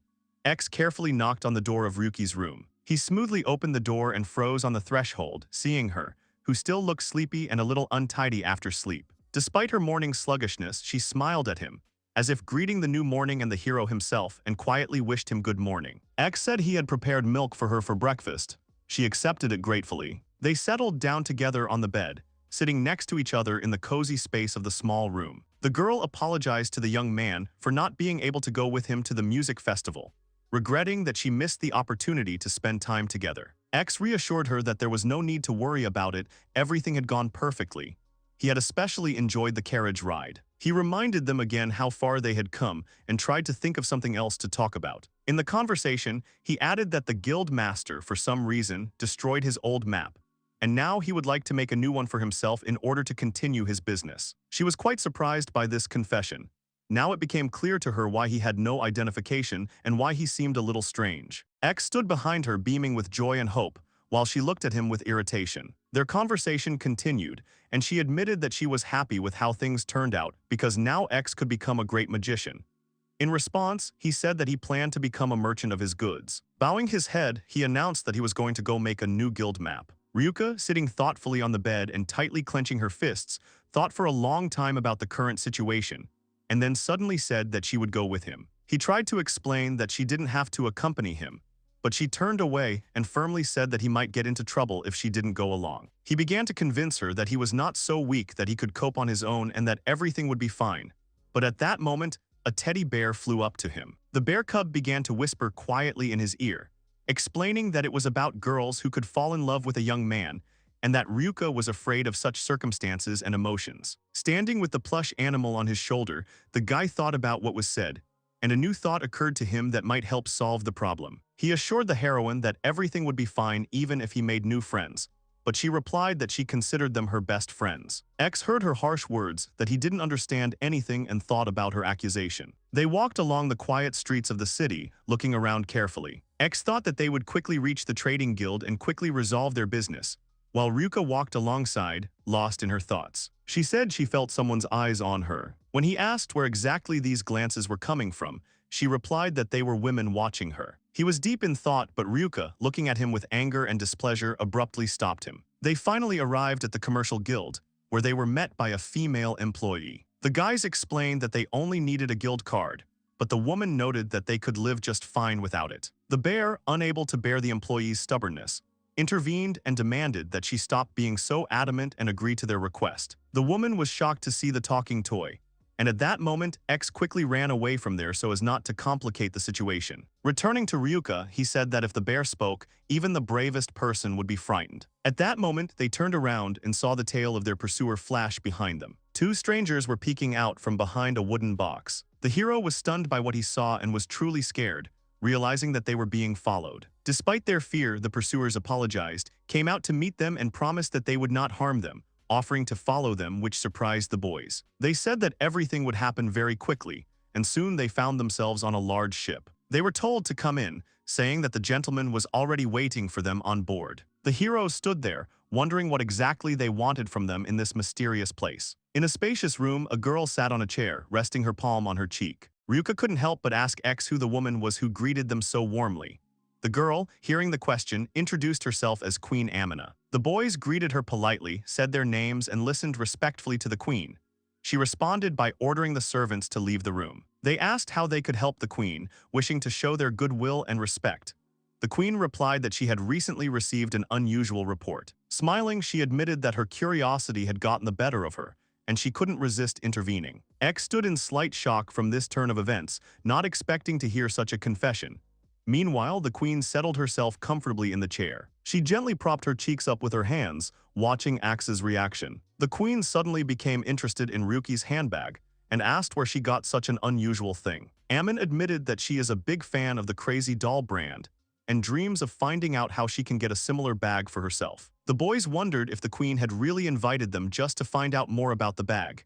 X turned to her tensely, waiting for an answer. Ryuka said with a slight smirk that X wasn't very popular, and that was why the queen felt so sorry to watch them. He became embarrassed and said that he was very ashamed of such an assessment, opening his mouth as if he wanted to object to something but could not find the words. The legend of the hero's great popularity was never launched. He covered his face with his hands as if trying to hide his awkwardness and inner embarrassment. The queen looked at them in surprise, not understanding the reason for their strange behavior. She asked again where they got this bag from. Ryuka whispered to her companion that she did not want to reveal the origin of the bag to the queen. Meanwhile, the hero stood with his face covered by his hands. The heroine remained silent, showing reluctance to tell the queen, and X quietly confirmed that he understood her position and respected her decision. The queen asked what was going on, but the young man decided to introduce himself again in order to avoid creating an awkward atmosphere and explain the situation. He revealed that Ryuka was the designer of the Crazy Doll collection, which aroused genuine interest and surprise in the queen. The queen, her mouth open in surprise, admitted that she was a big fan of Ryuki's work. A little embarrassed, Amin asked if it would be possible to place an order with Ryuki herself, expressing sincere interest and admiration for her work. He began to explain that she did not just look at the money, but also cared about each client, putting her soul into her business. The queen asked about his relationship with the girl. She winked at him and exclaimed with a smile, assuming that he was Ryuki's boyfriend, causing a slight embarrassment to both of them. X hesitated, not knowing how to answer, and the girl with a funny expression on her face commented on the situation, noting that the queen had gotten a little ahead of herself. The queen couldn't believe her ears from happiness and exclaimed, and her mood became even more elevated and brighter. She said that she was in a great mood and that the boys could ask her for anything they wanted. The guests were stunned by such generosity. The bear cub whispered to the young man that it was time to get an ID card, reminding him of important matters. The queen heard this and asked if Axe really did not have an ID. He began to explain. She responded positively, promising to fulfill their wish, and the boys could not believe their ears at such unexpected luck. They were brought a priest's medal. At first they doubted whether it was really what they were shown. The queen explained that the medal was intended for gifted individuals and could be used as identification. At that moment, the heroine quietly tugged at Axe's sleeve, attracting his attention. He turned to her, feeling her support. She looked at the medal with tenderness and said that everything fit together perfectly. Her gaze was full of kindness and confidence. He agreed that this was indeed the case, and together they thanked Queen Amin for her generosity and assistance. She said that the medal comes with various privileges and advantages, which caused a real shock among the children. With a slight grin on her face, the queen began to tell them what exactly awaited them next. She informed them that they were entitled to a free drink at the bar. The young man joked and asked if there would be alcoholic drinks. The monarch asked if the guests were happy about such a rare privilege, which could become a real salvation in the future. Then she suggested that they listen to music. The girl stood motionless while her companion explained that she was not too fond of large crowds. This caused confusion in the owner of the throne. The heroine noted that she herself did not have to attend the festival and looked at the young artist. She said she planned to transfer the musicians to her ship. The listeners, having settled in comfortably, enjoyed the sounds, understanding what power and influence wealthy people have. The young man was amazed and delighted by what was happening. However, soon the assembled people announced that it was time for them to return to their tent. Coming closer, she asked why they would not like to stay the night. The teddy bear immediately showed dissatisfaction and declared that their home was much more spacious and comfortable than this place. His companion tried to calm the situation, assuring him that everything was fine. The monarch cheerfully said that she would be interested to see this tent with her own eyes. At that moment, the ship began to slowly rise into the air. The guy was delighted with what was happening, enjoying every moment. The alert level rose to 3, and the throne's owner hurried to the wheelhouse to sort out the situation. She cried out in alarm and ran quickly through the corridors, leaving her companions to wait for news. Opening the door with a serious expression, she entered the wheelhouse, where her intrigued companion stood silently behind her. The queen asked what had happened, and was informed of the appearance of a suspicious castle of unknown origin. Lost in thought, she pressed her palms to the door, turned to the young man and began to outline the current situation. With a slight smile, he explained that the castle he had described was their tent. The owner of the throne was astonished by what she heard. It caused her real shock. After receiving the information, the alarm was lifted. Gratitude was expressed for the assistance and transport provided, to which the queen replied that she was always happy to lend a helping hand. Once at the castle, she expressed admiration for its scale. The monarch announced an upcoming event that was to take place here tomorrow. The young man supported the idea. They entered the so-called ghost house. The companions stepped into the castle. Everyone was amazed by the rich shelves and unique architecture that make this castle exceptional. A lively conversation began about the future of the building, and the young man offered to stay here for a while if he wanted to. The owner of the throne expressed a desire to explore every corner of the castle. There was already a commotion in the castle. The Viscount ran his fingers thoughtfully over his glass, wondering when they would finally be able to find Axe. Suddenly he was called out to and turned around, starting a conversation with a stranger in an elegant tuxedo. The stranger smiled as if hiding some secret, and as he left, remarked that he wanted to introduce the Viscount to the princess. At that moment, the Count heard the girls nearby discussing him, which made him smile in the hope of pleasant words. However, it turned out that the content of the conversation was not at all what he expected to hear. Irritated, he slammed his fists on the table and declared that they still had not been able to find the defective mage causing the alarm. The Viscount was seized with horror.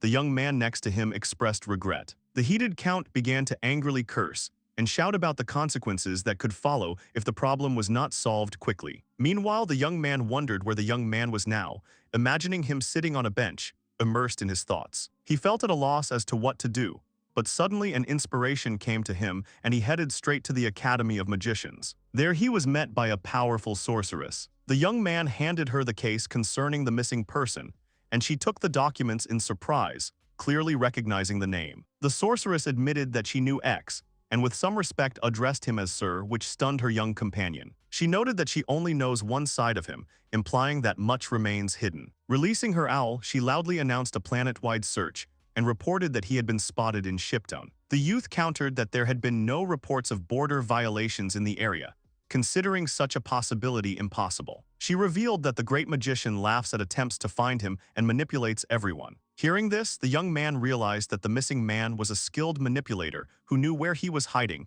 and would definitely tell everyone. At this time, a dragon with a rider on its back was flying over Shiptown. As he approached the stranger sitting on the dragon, the rider was noticed and he tensed up, sensing danger. The stranger began to shout, demanding an explanation, but the knight confidently declared that he had finally found the one they had been looking for so long. He insisted that it was definitely X, Reg, and rushed at him with his fists. He was wrong. Meanwhile, in a city district, a little girl was walking with her mother when her gaze was caught by an unusual object. There were many small toy bunnies scattered on the sidewalk. A crowd of people gathered at a small area where toy bunnies were being skillfully embroidered. At this time, one of the characters was having a conversation when a character called out to him, holding out a hat with coins.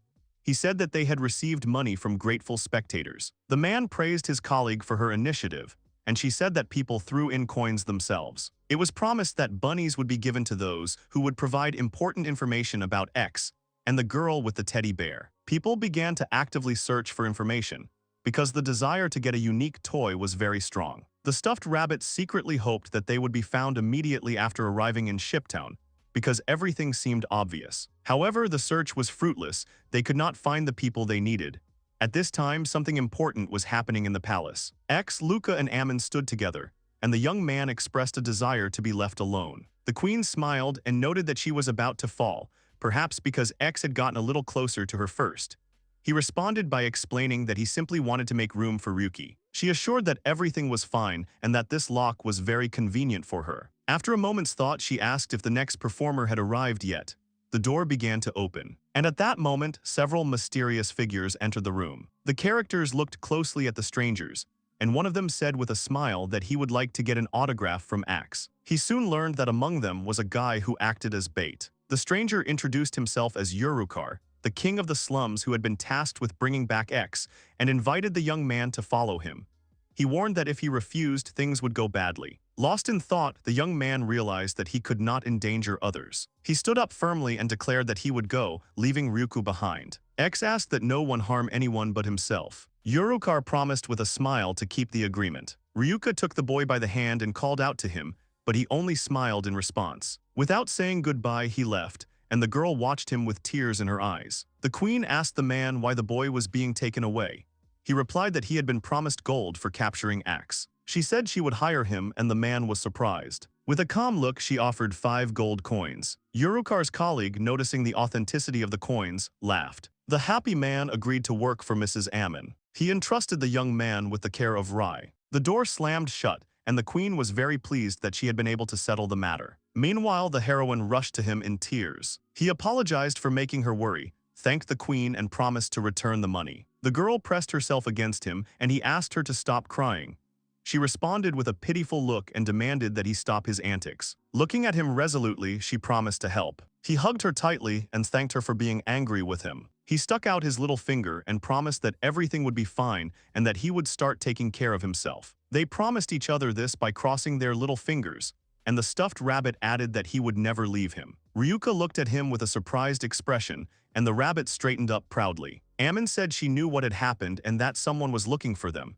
She offered to let them move to her country. He became lost in thought, lost in his thoughts. He thought about emptiness. X peered thoughtfully at the black ball. Suddenly, a small baby appeared in front of him. He carefully stood on the X's palm. The guy realized that in fact he still knew nothing about himself, and this emptiness encompassed everything around him, and the previous feeling of joy was just an illusion. He turned to the void and asked what it was that it wanted X to do for her. Emptiness listened attentively to the words of the young mage, while he apologized for the things he once forced her to do. X promised to fulfill any wish of the void, but he was surprised. Suddenly she let out a joyful cry and said that she wanted a pillow made of slime. The young man looked at the baby with affection, smiling heartily. Suddenly he called out loudly to Ryuko, who stood motionless with a calm and thoughtful expression on her face. The girl asked what was going on, and X said that they needed to return home tomorrow, delivering the news decisively. He asked if they were really going to leave, and she admitted that she was sad. She asked if she could come back next year,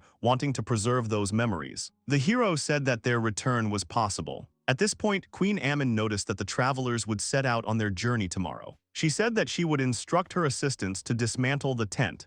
X replied that he seemed to have forgotten to give something in return. In response, she was amazed and seemed to be delighted. The queen then asked to accept 5 gold coins from each, to which the young man looked at her in surprise. He asked her if she was sure about this decision, and she, in turn, asked what they planned to do with the pursuers. He began to outline his plan of action to her, mentioning the Viscount. Ammon expressed her dissatisfaction with the man in harsh terms, and promised to give the boys a ride just in case. She admitted that she could not be sure of their safety, and added that she would help them. He thanked her, and the girl stood silent at that moment. The stuffed rabbit asked cautiously if they could ride in the queen's carriage, but the boys decided they needed to think about it. The Viscount greeted the owner of the throne with a joyful smile. She asked how he was doing, and behind her stood X and Ryuka. The high society man turned around and unexpectedly met the gaze of the young magician. The aristocrat offered the job applicant a position with a salary of 3 gold coins. However, he immediately noticed that the young man was clearly unhappy. The guy firmly declared that he would never serve such a gentleman. The representative of the nobility was astonished by such a sharp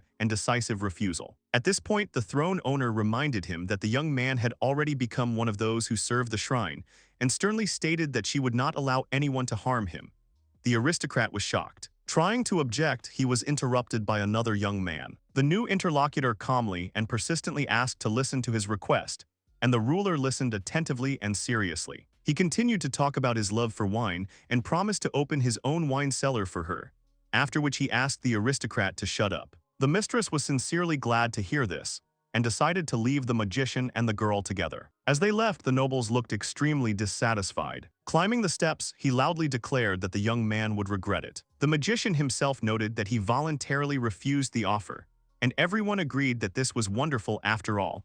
the lord of the city himself stood up for their defense. The girl emphasized that it was his actions that played a key role in this, and asked him to accompany her. He looked at her and agreed. However, the companion remained serious and did not raise her eyes. They walked along a quiet street. Having reached her home, she remained thoughtful but did not forget to express gratitude. He replied that she should thank him. She suddenly realized that all this time she had been dreaming of stopping time. With her eyes closed, she hoped that something would happen now that would give her the strength to endure the upcoming trials. In her soul, she realized her deep love for him. As she continued to think, she realized that she didn't want to let anyone near him. Opening her eyes, she quietly asked if she had embarrassed him with her behavior. The soft plush animal noticed that if he were the young man, he would have run away long ago because of her persistence. And the girl, a little irritated, walked on. The little animal decided to pretend that he hadn't heard anything. Meanwhile, the young man himself hurried to look for a slime pillow. Bending over and trying to stay in the shadow of the houses, the protagonist crept along the deserted street. Two townspeople were animatedly discussing something near the entrance to the shop. Almost reaching the end of the street, he heard one of the townspeople announce a reward of a whole silver coin for anyone who could discover his whereabouts. This news made him turn around. The sudden mention of his name made Axe freeze in place. Confusion crossed his face as he tried to understand who was looking for him and why, but he quickly pulled himself together and continued on his way. Having moved to a safe distance from the curious townspeople, Axe slowed down and immersed himself in thought. Possible reasons for the pursuit were spinning in his head. He thought that the Viscount could not accept the refusal. He thought that no one noticed him. His unremarkable appearance and modest clothes helped him remain unnoticed. As he climbed the creaky stairs to the second floor, X encountered two guards who looked at him suspiciously. The female guard was holding an official document and examining it carefully. Before he could come to his senses, X was seized. The guards barked at him. The woman standing next to him added in a cold tone that it was useless to run, explaining that they had a direct order to deliver him to the Viscount. Hanging in the air, Axe tried to explain that he had already met with the Viscount and all issues were resolved. But the guards remained adamant. They continued to hold him in the air. A maid was watching what was happening from behind a slightly open door of one of the rooms. Hearing that the guards were not concerned with the guy's explanations, she could not stay away and stepped forward. Stepping out from the shadows, the girl introduced herself and, turning to the guards, asked whether their captive really was the owner of the inn. The maid was puzzled by what was happening, but nevertheless greeted Axe as an honored guest. In response, he said that he had simply returned to his room. Axe was deeply upset that even the simple journey to his own room turned into a real ordeal. Rai, with her head bowed, tried to convince the guards of the guy's integrity, insisting that he could not have done anything reprehensible. He, carefully choosing his words, tried to confirm the girl's words, but his speech, interrupted by long pauses, was lost in the air and did not reach the guards. Tears filled the young man's eyes as he declared in despair that he no longer wished to work. The guards were completely confused. They could not believe that the reason for their search was a simple refusal to work. The confused guards stepped aside to discuss the situation. X, wiping away tears, stood next to Rai, who continued to stand in the doorway, ready to protect her master. Wiping away the last of his tears, he looked hopefully at the guards, believing that the incident was over and that now he would finally be allowed to enter the hotel. However, despite his explanations, the guards remained adamant. They said that it was just their job. When the guards grabbed him by the arm, the hero began to desperately resist, trying to break free. He screamed that it was none of his business. At that moment, when the tension reached its peak, a thin chain slipped out of the pocket of his clothes. The metal slipped out of his pocket and rolled with a light ringing sound across the wooden floor of the second floor, attracting everyone's attention. One of the guards bent down, picked up the metal from the ground and began to examine it carefully. The puzzled guards, not hiding their surprise, began to question him about the origin of the metal.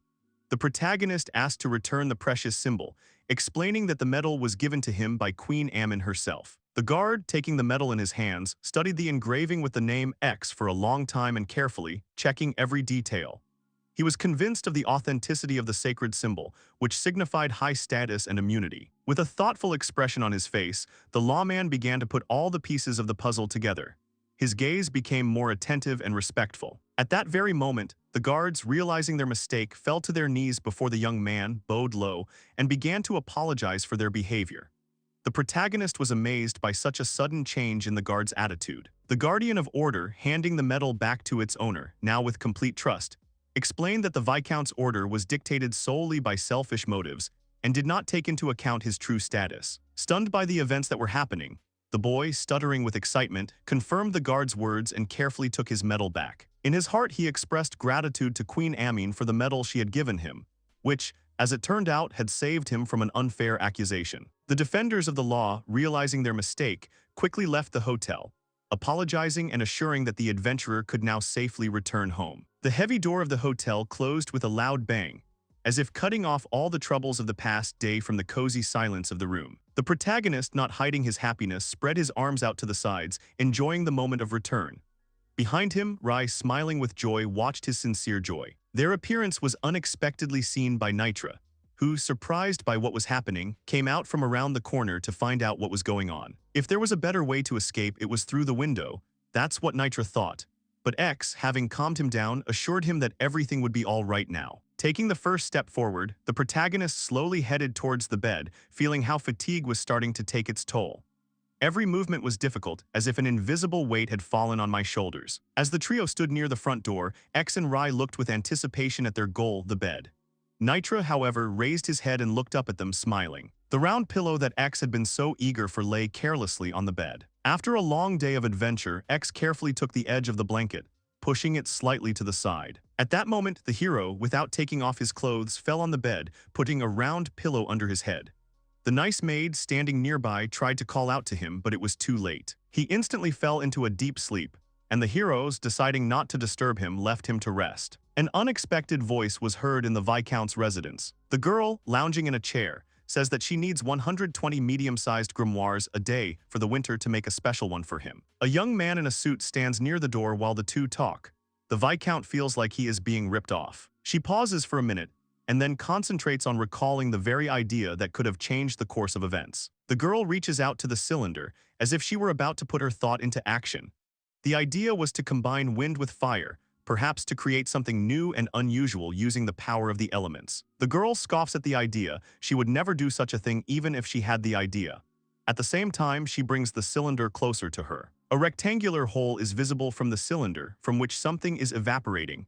She comments with guesses that this device was made by Professor X, combining elemental magic. As a result, something was obtained. The Viscount put on an important pose, saying that his device had received high praise from the princess. In return, he asks for a reduction in the rent for this item and promises to supply her with 30 of these pieces. The surprised girl waves her hands, hinting that he needs to stop, that he needs to wait a minute. The Viscount doesn't hear her, he's lost in his thoughts. He's already happy because a new idea has appeared in his head about how to bring the price down. In his opinion, he just needs to order in bulk, and that way he can reduce costs. He offers her 120 magic stones for one rental, but for the second one she has to pay 1 stone. To which she is unable to restrain herself. She says that she did not say a word about the rental. The butler, who stood calmly with them in the same room, is asked to explain these words. He says that the stone in question serves as fuel for the product. The girl, continuing the butler's thought, completes the sentence, speaking about the transportation of these devices. And the Viscount will need 3,600 magic stones. Stunned by such large numbers, he is speechless and his eyes become empty. In horror, he screams that he is ruined. His voice pierces the space, full of despair and bitterness. They try to shout to the Viscount, but the words are lost in the void. Elsewhere, after a dream, the hero wakes up. He first opens one eye. He feels better and has not noticed how he fell asleep. At the same moment, he gets up with his feet and stretches. First, he stretches his right hand, closing his eyes. By peeling his head off the slime pillow, he confirms that this pillow is the best. Nitra meets her older brother after sleep. Behind him is a contented little sister, Rai, who puts her hands on his shoulders. In turn, X greeted them. The protagonist remembers that Rai had met with Urikar, so he asked if anything had happened. To which she replies that nothing bad had happened, that they had just talked to him. She also says that she knows him, because he looked after her when she was in the slums. The protagonist thinks about Urikar and his little sister. Maybe he didn't want to hurt her, because he said he would take care of her. There was a small silent pause in the room. No one said a word. The hero breaks the pause by saying that he is hungry and wants to go eat shashlik. The satisfied characters, smiling broadly, go to the kitchen. Already at the market, among the many food stalls, a contented Nitra is walking, humming something and eating shashlik. Sitting down together at a table in the middle of the bazaar, the main character says that he will not take the kitten's food, so he can feel free and eat as much as he can. The hero, smiling, sits at the table and says that he still won't be able to eat as much as the kitten, but he's ready for one shashlik. Voices from people standing at a distance from Aches interrupt this idyll. People ask about the problems in the forest, saying that they are only getting worse. Three men near one of the houses discuss goblins, guards, and fragments of magic stones. They say that there are more and more goblins in the forest, and they wanted the forest guards to do a better job. And there are no fragments. The protagonist listens to their words, which makes him think that the effect of his protective magic has ended, but he does not believe it. At that very moment, the hero grabs his head and loudly forces himself not to think about work anymore, thus attracting the attention of the girls. His sister distracts him with her voice. She addresses him. This is Rai thanking the protagonist for allowing them to stay, and also thanking him for the kebabs. X just wants to know if they can handle the house. After listening to the story, he understands that the maid does not have her own place to live and wants to rent a room in a hotel. He asks her to keep it for herself. Rai jumps up from the table, surprising the hero with her behavior, and tells him that she refuses, that she does not want to rely on him so much. He gets flustered and explains the situation, saying that he is worried if they are left homeless, they can't just leave. He offers his room if they don't mind. She became a little sad and only asked if she would cause him any inconvenience, to which the hero replies that nothing terrible will happen and tells them that they will now go home. Nitra and the protagonist begin to drift apart. Pulling herself together, Rai tells herself that she must be useful. Once in the hotel in the main character's room, the room is divided. Niter is offered to share a bed with a girl. In the corner, there is still a bed with a slime pillow. The maid moves away. She immediately jumps under the covers into the main character's bed, thereby surprising him. The protagonist abruptly pulls the blanket off his bed, as if awakening to a new thought or realizing the need to act. A stunned X listens attentively to the girl's words, trying to comprehend what he heard. Already under the covers, she says that she can warm the bed while she sleeps. After these words, she thanks him for letting her stay. At that very second, Nitra, turning into a cat, jumps into the bed with his little sister Rai. They feel warm together on the protagonist's bed. X watches all this, experiencing many emotions. After taking a few steps, the protagonist confidently walks across the wooden floor in his boots, his footsteps echoing quietly in the empty room. The sounds of dull thuds seem to emphasize the importance of the moment. His hand slowly reaches for the book lying on the shelf, as if guided by intuition or a long-hidden desire to find answers in this particular book.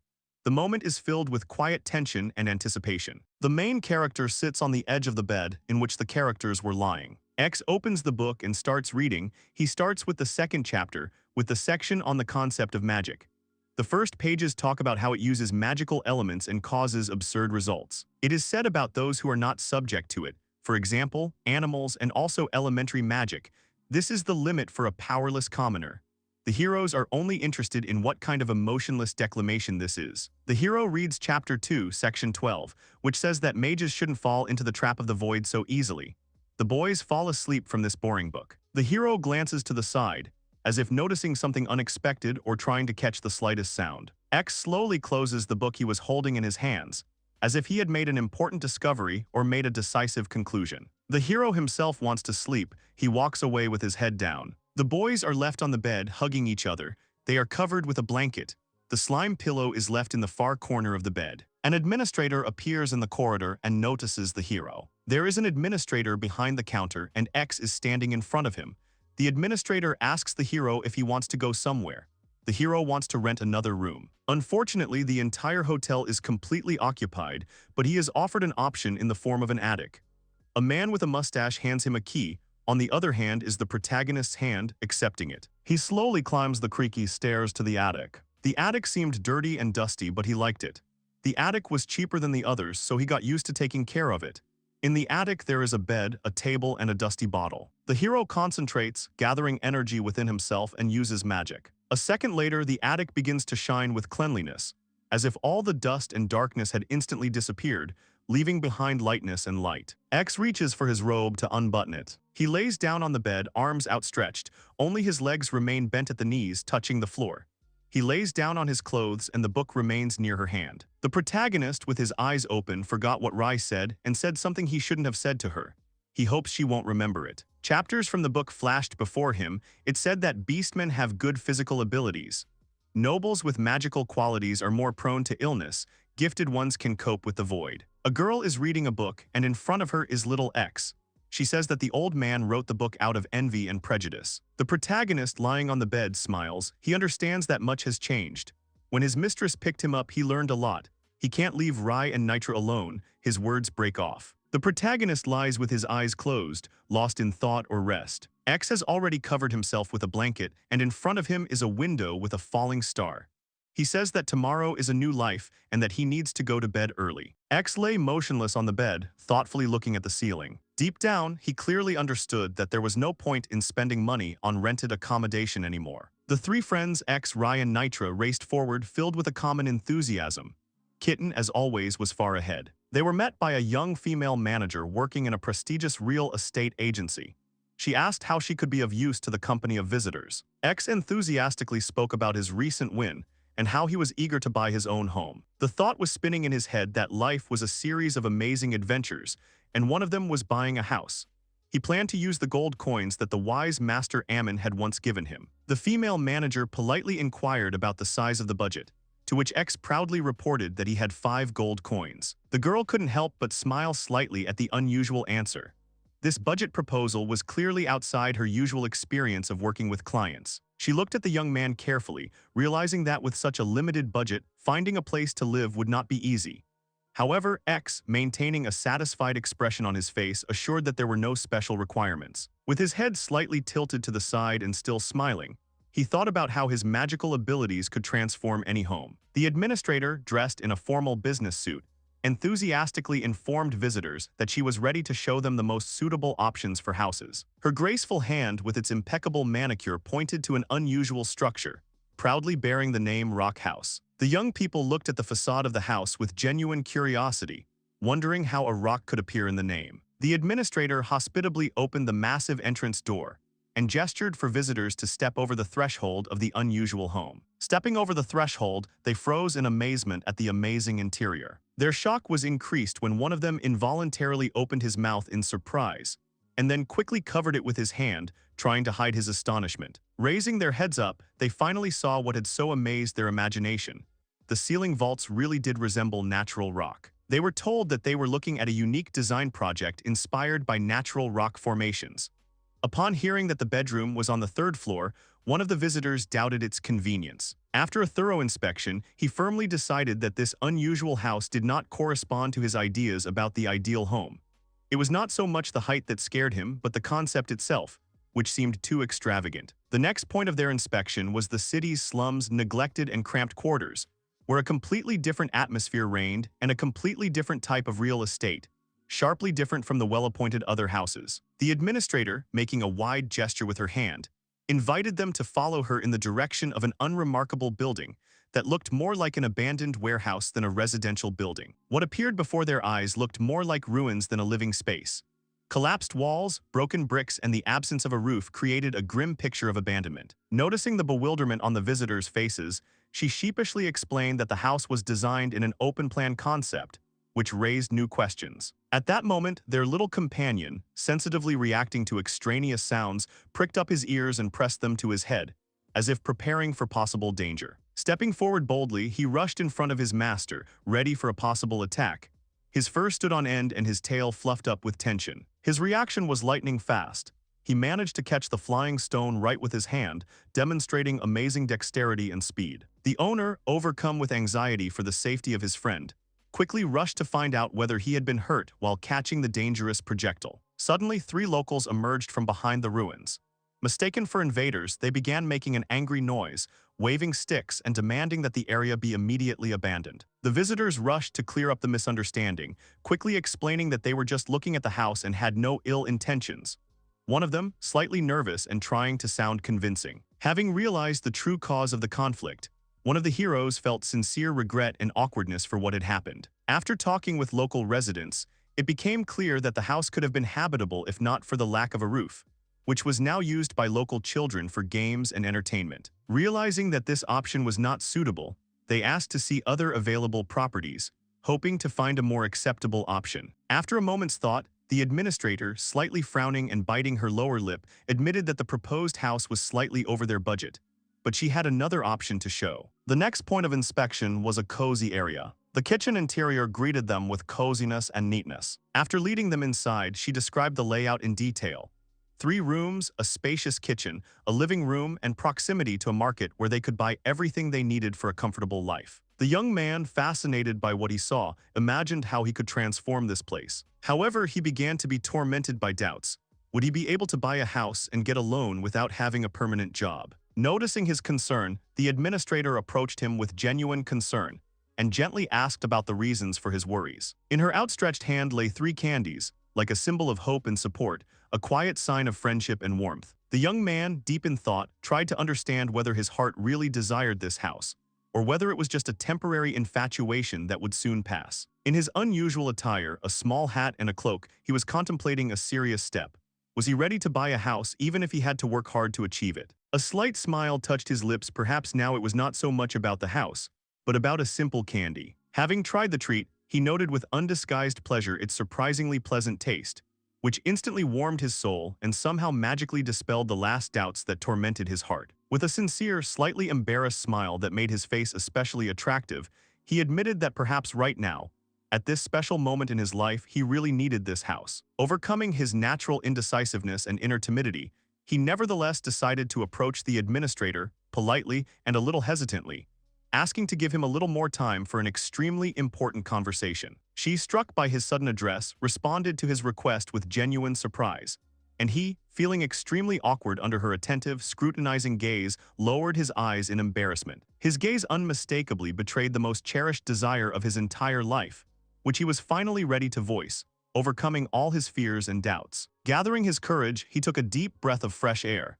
as if preparing to take the most important leap of his life. With his head held high, in which determination and slight uncertainty were surprisingly combined, he announced his intention to buy a house. The news of the purchase brought the administrator to sincere, genuine joy. He thanked the future owner with all his heart for the decision he had made. While they were leisurely heading to sign the fateful agreement, the little furry companion, completely bewildered by what was happening, only meowed in bewilderment. The ex and the administrator were talking enthusiastically in the spacious lobby of the real estate agency. The woman, beaming with joy, sincerely congratulated the young man on his successful choice of housing. Suddenly, as if drawn by a magnet, his gaze was drawn to the far corner of the room. Someone's figure was moving there. The young man froze, unable to tear his eyes away. In a luxuriously furnished room, decorated with tapestries and antique furniture, sat a young girl. The girl, adorned with an elegant crown studded with precious stones, rose gracefully from her seat. She announced that it was he they were expecting. Without thinking, he waved his hand to the stranger, as if to an old friend. But at that moment the administrator, turning pale as a sheet, exclaimed that in front of them was Princess Lula Whiting herself. Despite the shocking news, the young man continued to smile at the girl, as if he had met an old friend. The princess rose gracefully from her seat, and at that moment the young man finally realized that this was not an ordinary girl standing before him, but a real ruler. Clutching his head, he mentally scolded himself for his short-sightedness, realizing how ridiculous he looked in the eyes of the princess. It flashed through his mind that he was a fool. She watched his reaction calmly, and her faithful servant gallantly offered her his hand. At that moment, the young man noticed how gracefully she accepted his help. He was so confused by what was happening that he began to scream from the emotions that overwhelmed him, being in complete confusion. The princess, to everyone's surprise, admitted that she had looked into his past. There was genuine sadness in her voice as she shared her discoveries. She bowed deeply and apologized, completely stunning those present.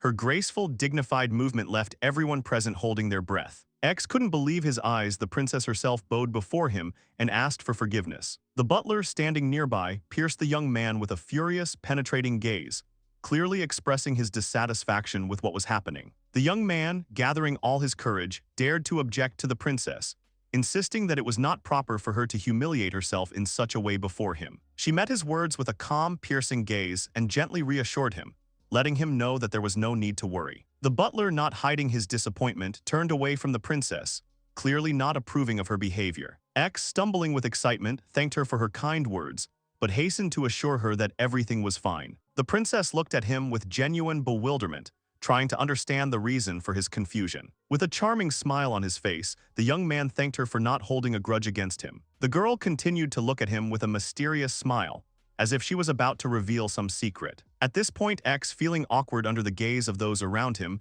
admitted that he was in a difficult situation. He did not know how to address the girl. She was genuinely surprised by such a question, and a look of genuine surprise flashed across her face.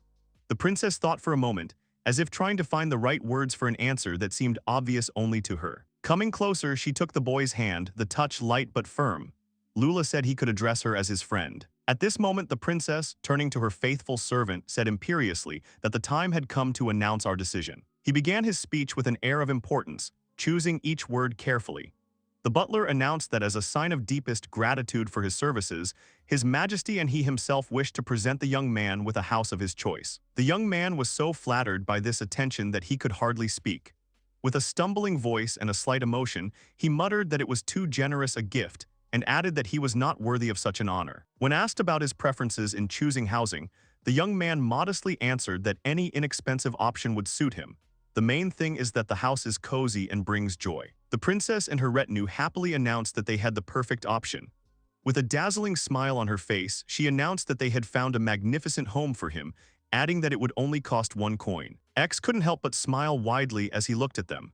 Everything that was happening seemed like an incredible dream that he couldn't believe in. His feet seemed to root themselves to the patterned tiles of the floor, as a new chapter of his life opened up before him. The mansion that appeared before them turned out to be a real palace. The princess, making an elegant gesture with her hand towards the magnificent building, playfully winked at the young man, as if sharing his sincere delight. Rai and Nitra stood side by side, unable to take their eyes off their new home. They felt that the future, which had seemed so vague, had suddenly taken on a clear outline. This majestic mansion was now theirs. As he walked up the majestic stone steps of the old mansion, X could not contain his surprise and noted that such a luxurious house could not cost so little. After telling the story of the house, the princess couldn't help but smile and giggled quietly, imagining all the circumstances. Lula said that the house was sold for 1 coin. The hero thought to himself that if this was the only drawback, then he was completely unworthy of such a beautiful house. Seeking advice, he mentally turned to the void, his faithful companion, who he knew always appeared at the most unexpected moments. At that moment, a small void suddenly appeared from under X's cloak. X was so astonished by this sight that he froze for a moment, as if petrified by surprise. His heart began to beat faster when he saw how the void, like a small spirit, began to manifest itself more and more clearly. Emptiness, taking a few unsteady steps with his tiny legs, found himself on the ground, looking incredibly cute and harmless. The guards, noticing the unusual creature, immediately became wary and surrounded the group, loudly declaring their duty to protect the princess. Rai and Nitra, who were behind the guards, tried to calm them down, assuring them that the little void would not harm anyone. X, realizing that the baby had become so material that everyone could see him, was deeply upset. He understood that this was a sign of the strengthening of the magical connection between them, and this could lead to serious consequences. He and the void exchanged long, meaningful glances. The hero thought with alarm that he had reached the 3rd stage of magic.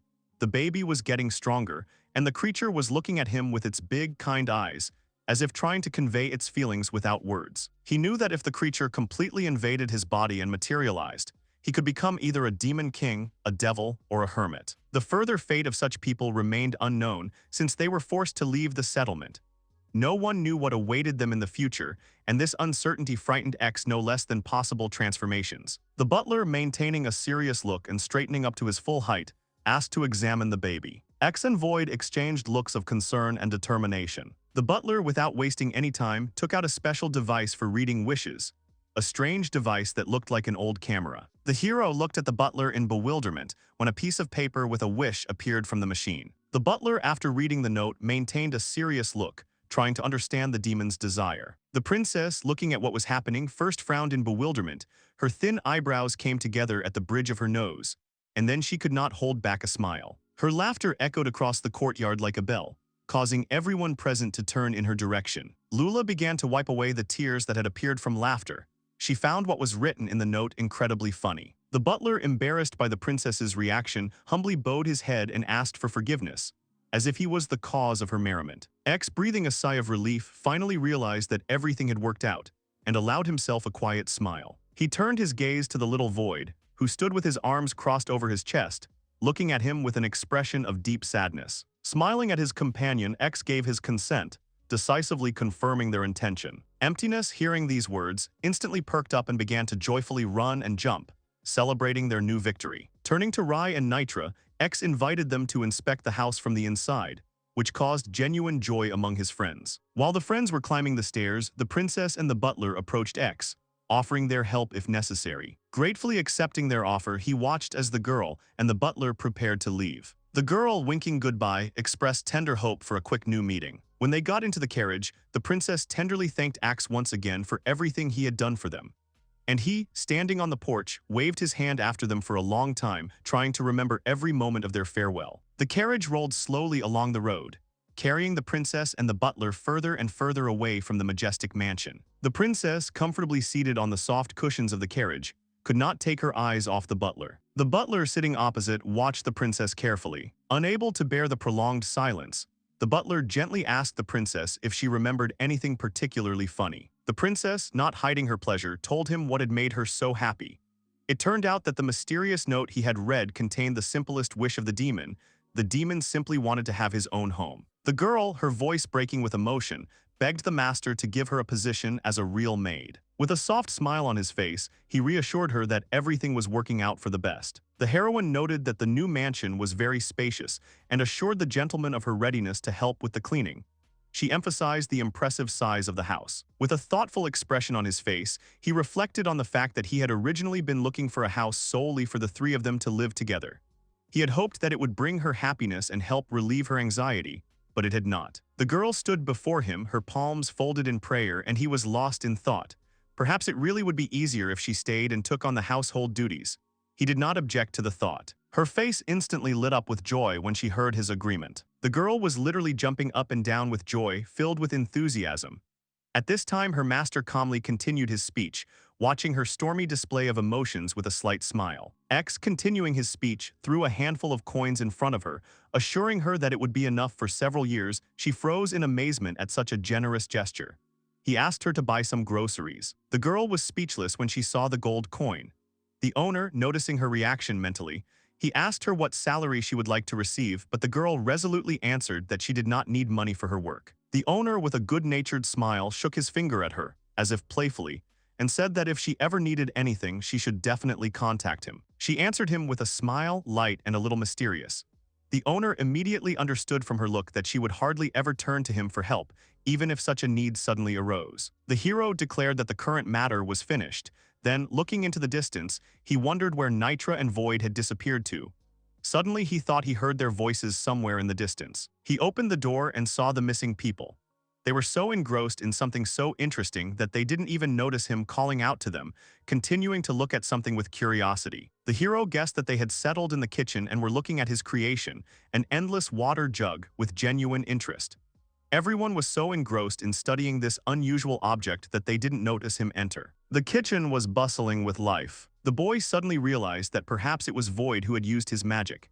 As if hearing his thoughts, Void turned around and gave him a joyful look, as if proud of his magical tricks. Emptiness joyfully rushed towards the heroes, shouting as he ran for them to praise him as quickly and loudly as possible. X knelt down in front of the little Void and said with sincere gratitude that he was adorable. The little one beamed with happiness. The maid gently stroked the baby's head and said with a kind smile that he was very good. In response, the child burst into joyful giggles. While Void was enjoying the attention and genuinely enjoying the compliments, X watched him with concern. He thought deeply about how important it was that all this praise not go to the little boy's head. The character clapped his hands vigorously to attract attention and announced in a firm voice that it was time to finish moving. Then the character ordered the little Void to return to him in a stern tone and categorically forbade him to go outside. He was very surprised by such an order. His face immediately darkened. The hero swung his arms wide as Void awkwardly crawled under his large cloak. He gently apologized to the little boy and added with a smile that they would have time to play later. X said that they needed a futon. Rai, hearing this, responded with confidence that they should not worry, as she knew perfectly well where to buy one. She added that they could take him there right now. After some time, they finally reached the right place. All the heroes were filled with joy. The client stood in the middle of the showroom and said in confusion that he did not know how to make a choice. Next to him was a consultant who suggested that he could personally check how comfortable each model was. He lay down on the bed, covered himself with the blanket, and noted with pleasure that the footer was incredibly airy and pleasant to the touch. When X expressed her admiration for the futon and called it perfect, Rai couldn't help but be overjoyed. However, her mood darkened when she noticed the high price, which was well over her budget. She took a deep breath and strongly recommended that the client check out the comfort of other futons on display, before making a final decision. The young man took the futon in his hands, looked carefully at Rai, and after a little hesitation agreed with her proposal, saying that fine, he would do so. After carefully examining all the futons, they came to the general conclusion that the selection process was quite tedious. The hero thanked Nitra for her help with a sincere smile, saying words of gratitude. He gladly volunteered to help carry the things and the chosen futon, demonstrating his willingness to be useful. The protagonist said that he had managed to inspect the entire house and now felt very tired. At that moment, the void suddenly flew out of his cape. Then he announced that it was time to start the game. The hero had to refuse the void a joint game, explaining that now it was necessary to put aside all entertainment. The hero, clearly upset by such an answer, took offense and declared that in this case he would play alone. At this time the moon was already shining outside, and in the house emptiness was diligently lighting the lights. He slowly wandered around the house. Every now and then he created balls of wind that floated in the air, casting strange shadows on the walls. The character waved his hand and a glittering ball of ice appeared in the air. The magic easily obeyed his movements, creating a transparent ice miracle. He continued to cast his spell, his face glowing with joy. The words about being called delightful kept coming back to him. Emptiness slowly walked up to the wall where the paintings were hanging. He took one of the paintings down, turned it over in his hands, examining it carefully from all sides. Emptiness acted calmly and confidently, without the slightest shadow of excitement. Someone suddenly tapped the sleeping Rai on the shoulder, and she woke up abruptly, meeting Nitra's gaze. Realizing who had disturbed her sleep, the girl looked around. A mysterious smile lit up his face, and he said mysteriously that she should immediately take a look at what was happening, because something incredible had happened. His voice sounded intriguing, raising anticipation and awakening curiosity. Rai was still not fully awake, her sleepy eyes half closed by heavy eyelids. Nitra slowly turned the door handle and it creaked open. The girl froze in place, her eyes widened in amazement and her breath caught in her throat. She froze in the doorway, covering her mouth with her hand in amazement. In silent amazement, Ray wondered why the paintings were floating in the air without support, experiencing mixed feelings of bewilderment and admiration. Nitra, like a seasoned acrobat, leaped lightly into the air and landed on the floating painting, a mischievous smile on his face.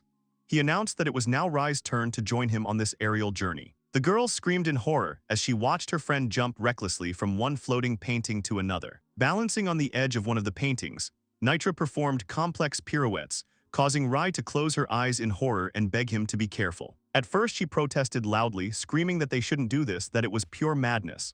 But gradually her screams turned into laughter and a sincere smile began to shine on her face. Gradually the girl's fear began to recede, replaced by curiosity and a desire to join the young man in this unusual entertainment. At that moment, their attention was drawn to a mysterious figure that appeared out of nowhere.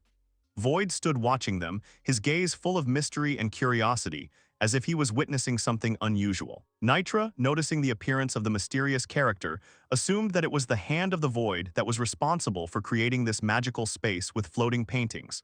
The kid continued to stand, smiling mysteriously. Rai, addressing the little one with warmth in her voice, noted that he was a very good and wonderful boy. The hero confirmed that their mysterious friend was really cool, and Emptiness, hearing these words, began to smile. The hero, still smiling, took a ripe apple out of his pocket. The girl, seeing this gesture, began to stroke the kitten and thank him for being such a good boy, creating an atmosphere of warmth in the air. Rai walked happily around the house with her friends, her face glowing with joy. At one point, she stopped and, holding a ripe apple in her hands, offered to give it to the master as a token of gratitude. Rai took something shiny out of her pocket, carefully turned the object over in her hands, and without taking her eyes off it, began to speak. She took a small shiny knife out of her pocket and, continuing to turn it over in her hands, said that it would be more convenient if they cut the apple into slices, as it would be easier to eat. Rai, peeling an apple, said that after she finished, everyone would have to change clothes. Her words scared the kitten. He turned noticeably pale. He waved her away with his hand in irritation. Deep in sleep, the gentleman sprawled out on the wide bed, taking up almost all the space. A sudden knock on the door broke the silence of the room, echoing off the walls. It was as unexpected as a clap of thunder on a clear day. But the gentleman, deep in sleep, continued to snore. A kitten and a girl entered the door with a tray of breakfast for the sleeping gentleman. Rai, holding the delicious food in her hands, wished him a good morning, and Nitra greeted Axe. Rai carefully lifted the lid off the tray, and the owner froze in admiration. On the tray lay an apple cut into thin slices. X couldn't help but smile as he looked at the exquisitely decorated apple. He sincerely admired the chef's skill and warmly noted how sweet and touching it was. He smiled broadly and, feeling genuine gratitude, thanked everyone present for such a pleasant surprise. While the hero happily tried each slice of apple, admiring its taste, everyone around him smiled and told how the little helper tried his best to help prepare this treat. X bowed his head slightly, a warm smile spreading across his face. He addressed Rai with sincere thanks, telling her that she was doing a great job and expressed his appreciation for her contributions. The girl was so embarrassed that she couldn't look away. She looked at him without blinking, as if enchanted, afraid to miss the slightest movement or facial expression. The girl screamed loudly in delight, her face lit up with a wide smile, overwhelmed with emotion. In a burst of enthusiasm, she exclaimed that she would continue to work hard, putting all her strength and energy into her work. The heroine settled down in a cozy corner, holding a cup of tea and a plate of cookies. She broke off small pieces of the treat with leisurely movements, bringing them to her mouth. She settled herself on the edge of the bed, tucking her legs under her.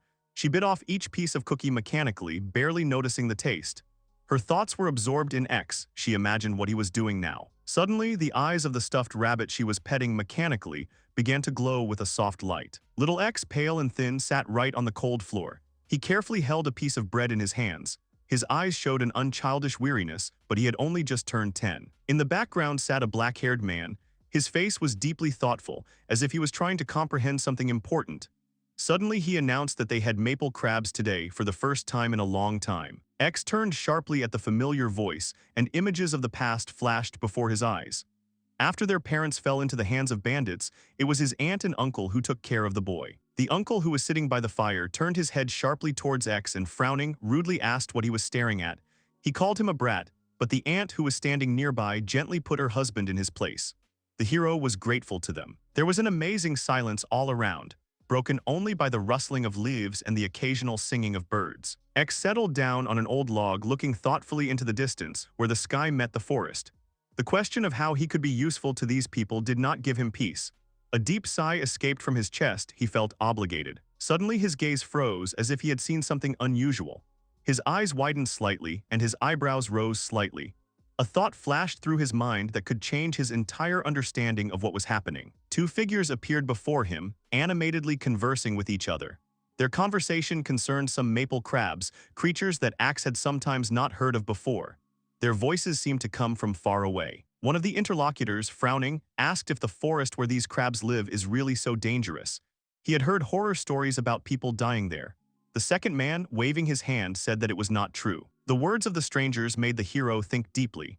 His uncle's words came to mind, saying that everything grows very poorly in this forest, and that it seems to suck the life out of everything living. Suddenly, the silence was broken by a voice calling out to the boy. He jumped in surprise and turned around sharply, his heart beating faster with fear and anxiety. Flustered, he asked the strangers what they wanted. They offered to join him in the crab hunt, but warned him not to tell anyone about it.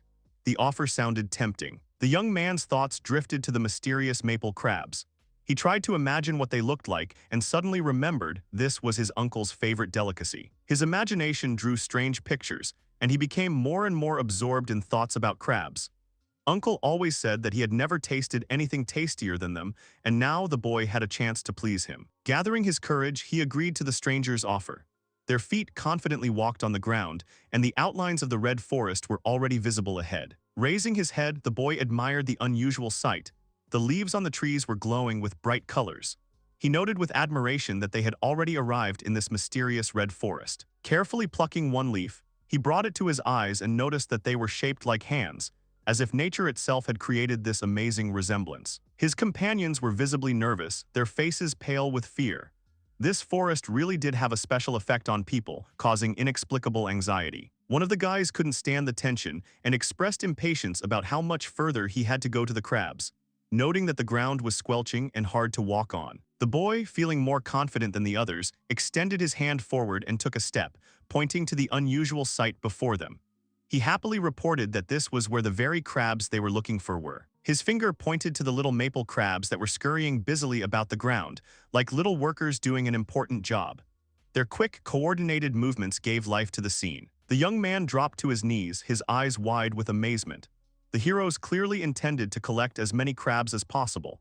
There was a sense of anticipation in the air. Taking one crab in his hands, X carefully stroked its shell, thinking that with so much prey, perhaps he would get something too. The boys enthusiastically set about catching crabs, their faces glowing with joy and anticipation.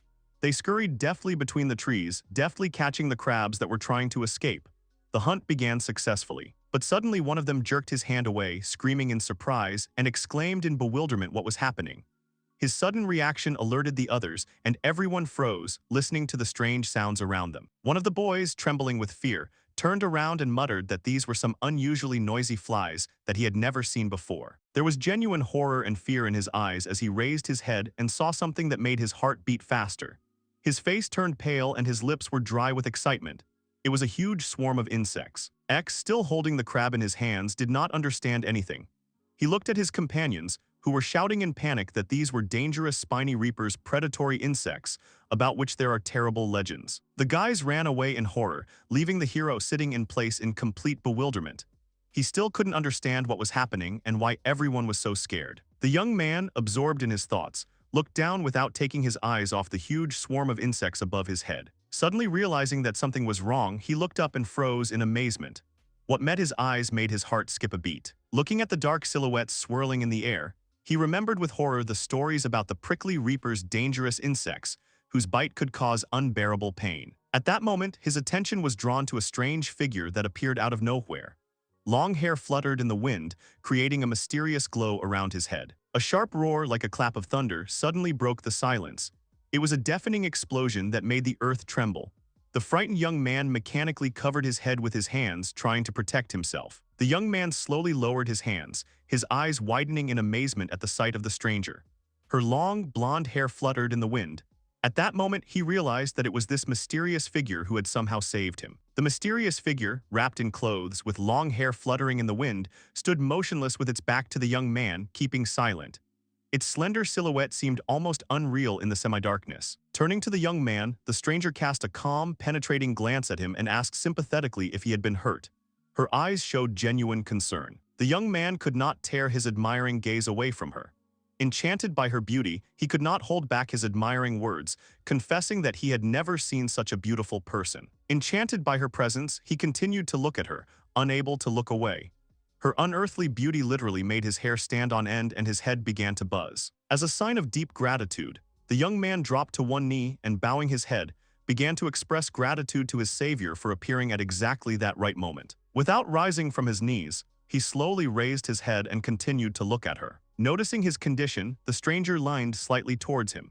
There was a soft note of concern in her voice as she noted that his legs seemed weak from excitement and asked him not to overexert himself. She paused for a moment, looking thoughtfully at the young man, and said that perhaps he was an uncut diamond whose true value had not yet been revealed. Supporting her chin with her graceful hand, she studied Axe with a keen gaze, as if trying to penetrate deep into his soul and understand all his hidden thoughts and feelings. The young man continued to sit, looking at her in bewilderment, completely unaware of what was happening. Then the stranger told him that she sensed a magical gift in him, which perhaps even surpassed her own. She thoughtfully guessed that he must have a rather weak constitution, noting that this was quite typical for those whose magical abilities were at a very high level. The young man lowered his eyes in embarrassment and turned slightly pink, confirming her guess, admitting that he really did get sick often and had never been particularly hardy. Thoughtfully tilting her head to the side, she listened attentively to his story without interrupting. After a moment of silence, during which she carefully studied his face, the stranger took a step closer and delicately hinted that if he didn't mind, she had an interesting proposition for him. The young man looked at her. Leaning towards him, she gently asked if he would agree to move in with her. With a slight smile on her lips, she explained that she wanted to help him unlock his power and asked him to become her apprentice. The young man continued to look at her attentively, taking in every word. His heart beat faster and thousands of thoughts swirled in his head. The stranger looked at him with a barely noticeable smile, as if she already knew that he would agree. Her lips trembled slightly from suppressed excitement. He still sat there, clenching his fists so tightly that his knuckles were white. Something about that sentence made him vaguely uneasy. Having made up his mind, he took her hand and tremblingly asked her to help him find his way in magic, to reach the necessary points of development. He called her teacher with deep respect, the first time he said the word with his head bowed. She responded with a warm, sincere smile that expressed approval of his choice. The stranger gently pulled him by the hand and said that in that case she would wait for him at her place. Then she asked him caringly if everything was all right with his family. The young man looked at her with undisguised surprise. He asked if all this was really happening. The thought flashed through his mind that if he left the family, his uncle and aunt might become happier. She confidently led him along, telling him it was time to go. The young man, full of hope, obediently followed her. Suddenly, something stopped him. He stopped abruptly, clenched his fists so hard that his knuckles turned white, and took a deep breath. Noticing his stop, she turned around in surprise. He, gathering his courage, asked her for a little time. The tired man slowly walked up the steps and stopped at the threshold of the house. Taking a deep breath, he said loudly that he was back. It was Uncle Axe, exhausted from a long day of work and heavy thoughts. Entering the house, he was surprised to find the rooms empty. The silence seemed unnatural, and the absence of familiar sounds was alarming. He expected to see someone from the household, but the house seemed deserted. Looking around, he automatically glanced towards the kitchen, where someone was usually. His gaze lingered on that spot, and he thoughtfully lowered the heavy bag he was carrying on his shoulder. As he approached the table, he noticed a plate of crab on it. It was strange because they had already eaten crabs yesterday, and he was sure that there was nothing left. But these crabs were fresh, as if they had just been cooked. His attention was drawn to a small note lying next to the plate. Unfolding it, he read simple but meaningful words of gratitude to them for everything. This is a message from Axe. All over the place, on the mighty branches of the trees, a variety of houses were visible. When they finally reached their destination, the stranger pointed to one of the houses, proudly declaring that it was her home. The young man could not hide his amazement. He had not expected to see such a large settlement. Lightly touching the door handle, she opened the door and gestured for the young man to enter. Looking carefully at her guest, she gently remarked that he needed to refresh himself after the long journey. With graceful grace, she placed the steaming bowl in front of him. The steam rising from the dish created a cozy atmosphere. The room was filled with delicious smells from the fragrant dish. The young man was struck by the enticing aroma that made his head spin. He took a deep breath of the magical smell and admitted that he had never encountered such a delicious dish. His gratitude flowed in an endless stream. He was profuse in his thanks for the warm welcome, not knowing how to express all his gratitude. She watched him with a gentle smile that made her face especially beautiful. As he began to eat, he noticed the unusual, incomparable taste of the dish. With a light laugh, she admitted that she had been experimenting with maple crab extract, a rare delicacy. His genuine surprise and admiration touched her, causing her to smile again. Still smiling, he tasted the dish. It was clear from his face that he had finally understood the source of this amazing taste, and this made the hero feel very good. Tears of joy appeared in his eyes, not from bitterness but from overwhelming feelings. Such exquisite food was something incredible for him, an almost fairy tale gift of fate. She realized that she had touched him deeply with her hospitality. The young man listened attentively to her every word, absorbing the information like a sponge, trying not to miss a single moment. Placing her hand on the table, she introduced herself. Her name was Alice, and she was a high elf. The words came out of nowhere. The boy was so delighted with the information the teacher gave him that he couldn't help but smile happily. It was from that moment that the boy became Alice's student, and 5 years had passed since then. During this time, he had learned a lot, and now his life was filled with new knowledge and amazing discoveries. A juicy red apple hung on a tree branch like a precious stone.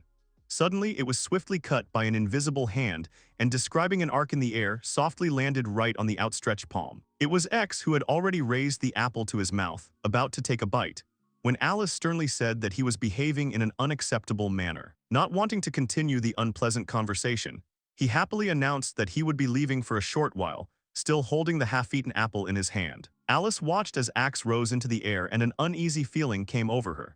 She knew his power was growing too fast, too quickly for his age and experience. Watching his flight closely, she realized that she was demonstrating only a small part of her abilities. Behind the external carelessness and youthful enthusiasm, there was hidden enormous potential. She stood motionless, gazing at the horizon where the sky met the earth. Alice wandered thoughtfully down the street, sorting through ingredients and thinking about a new recipe. After a long flight, his tired but strong legs finally touched solid ground. He found himself on top of a huge rock, towering over a deserted wasteland. The place was not chosen by chance. Here, away from prying eyes, one could practice magic without interference. With a determined gleam in his eyes, the young man declared that today he would begin his journey to becoming a magician who would surpass his mentor. The hero was sure that to do this, he needed to establish a special connection with the void, the source of power. Remembering Alice's lessons, he suddenly realized that she was teaching him not just to become a magician, but to comprehend deeper truths and wisdom. Despite her warnings, there was a strong determination in his heart to live up to her expectations. He thought about his destiny, that he was ready to become a man, ready to make a deal with the void itself to achieve his goal. His determination was unwavering. Suddenly, a horned guide appeared before him, an ancient intermediary between the world of people and the void. The creature looked at the young man attentively and asked what he wanted and what he was willing to pay for his deal. X answered without hesitation that he was ready to give absolutely everything. The guide decided to test his determination and asked him directly if he was ready to give the most valuable thing, his own life. Without a moment's hesitation, the young man answered affirmatively. His face expressed unwavering determination, and his voice sounded firm and confident. The fear of the unknown raged inside him, but he skillfully hid his true feelings. His gaze remained firm and his back straight. The horned guide, having carefully studied the young man, said that he had a suitable proposal. The terms of the deal were unexpected. The guide demanded X's talent as payment. From that moment on, his body's physical development would stop and it would remain young forever. Despite the seriousness of the consequences, X accepted this condition without hesitation.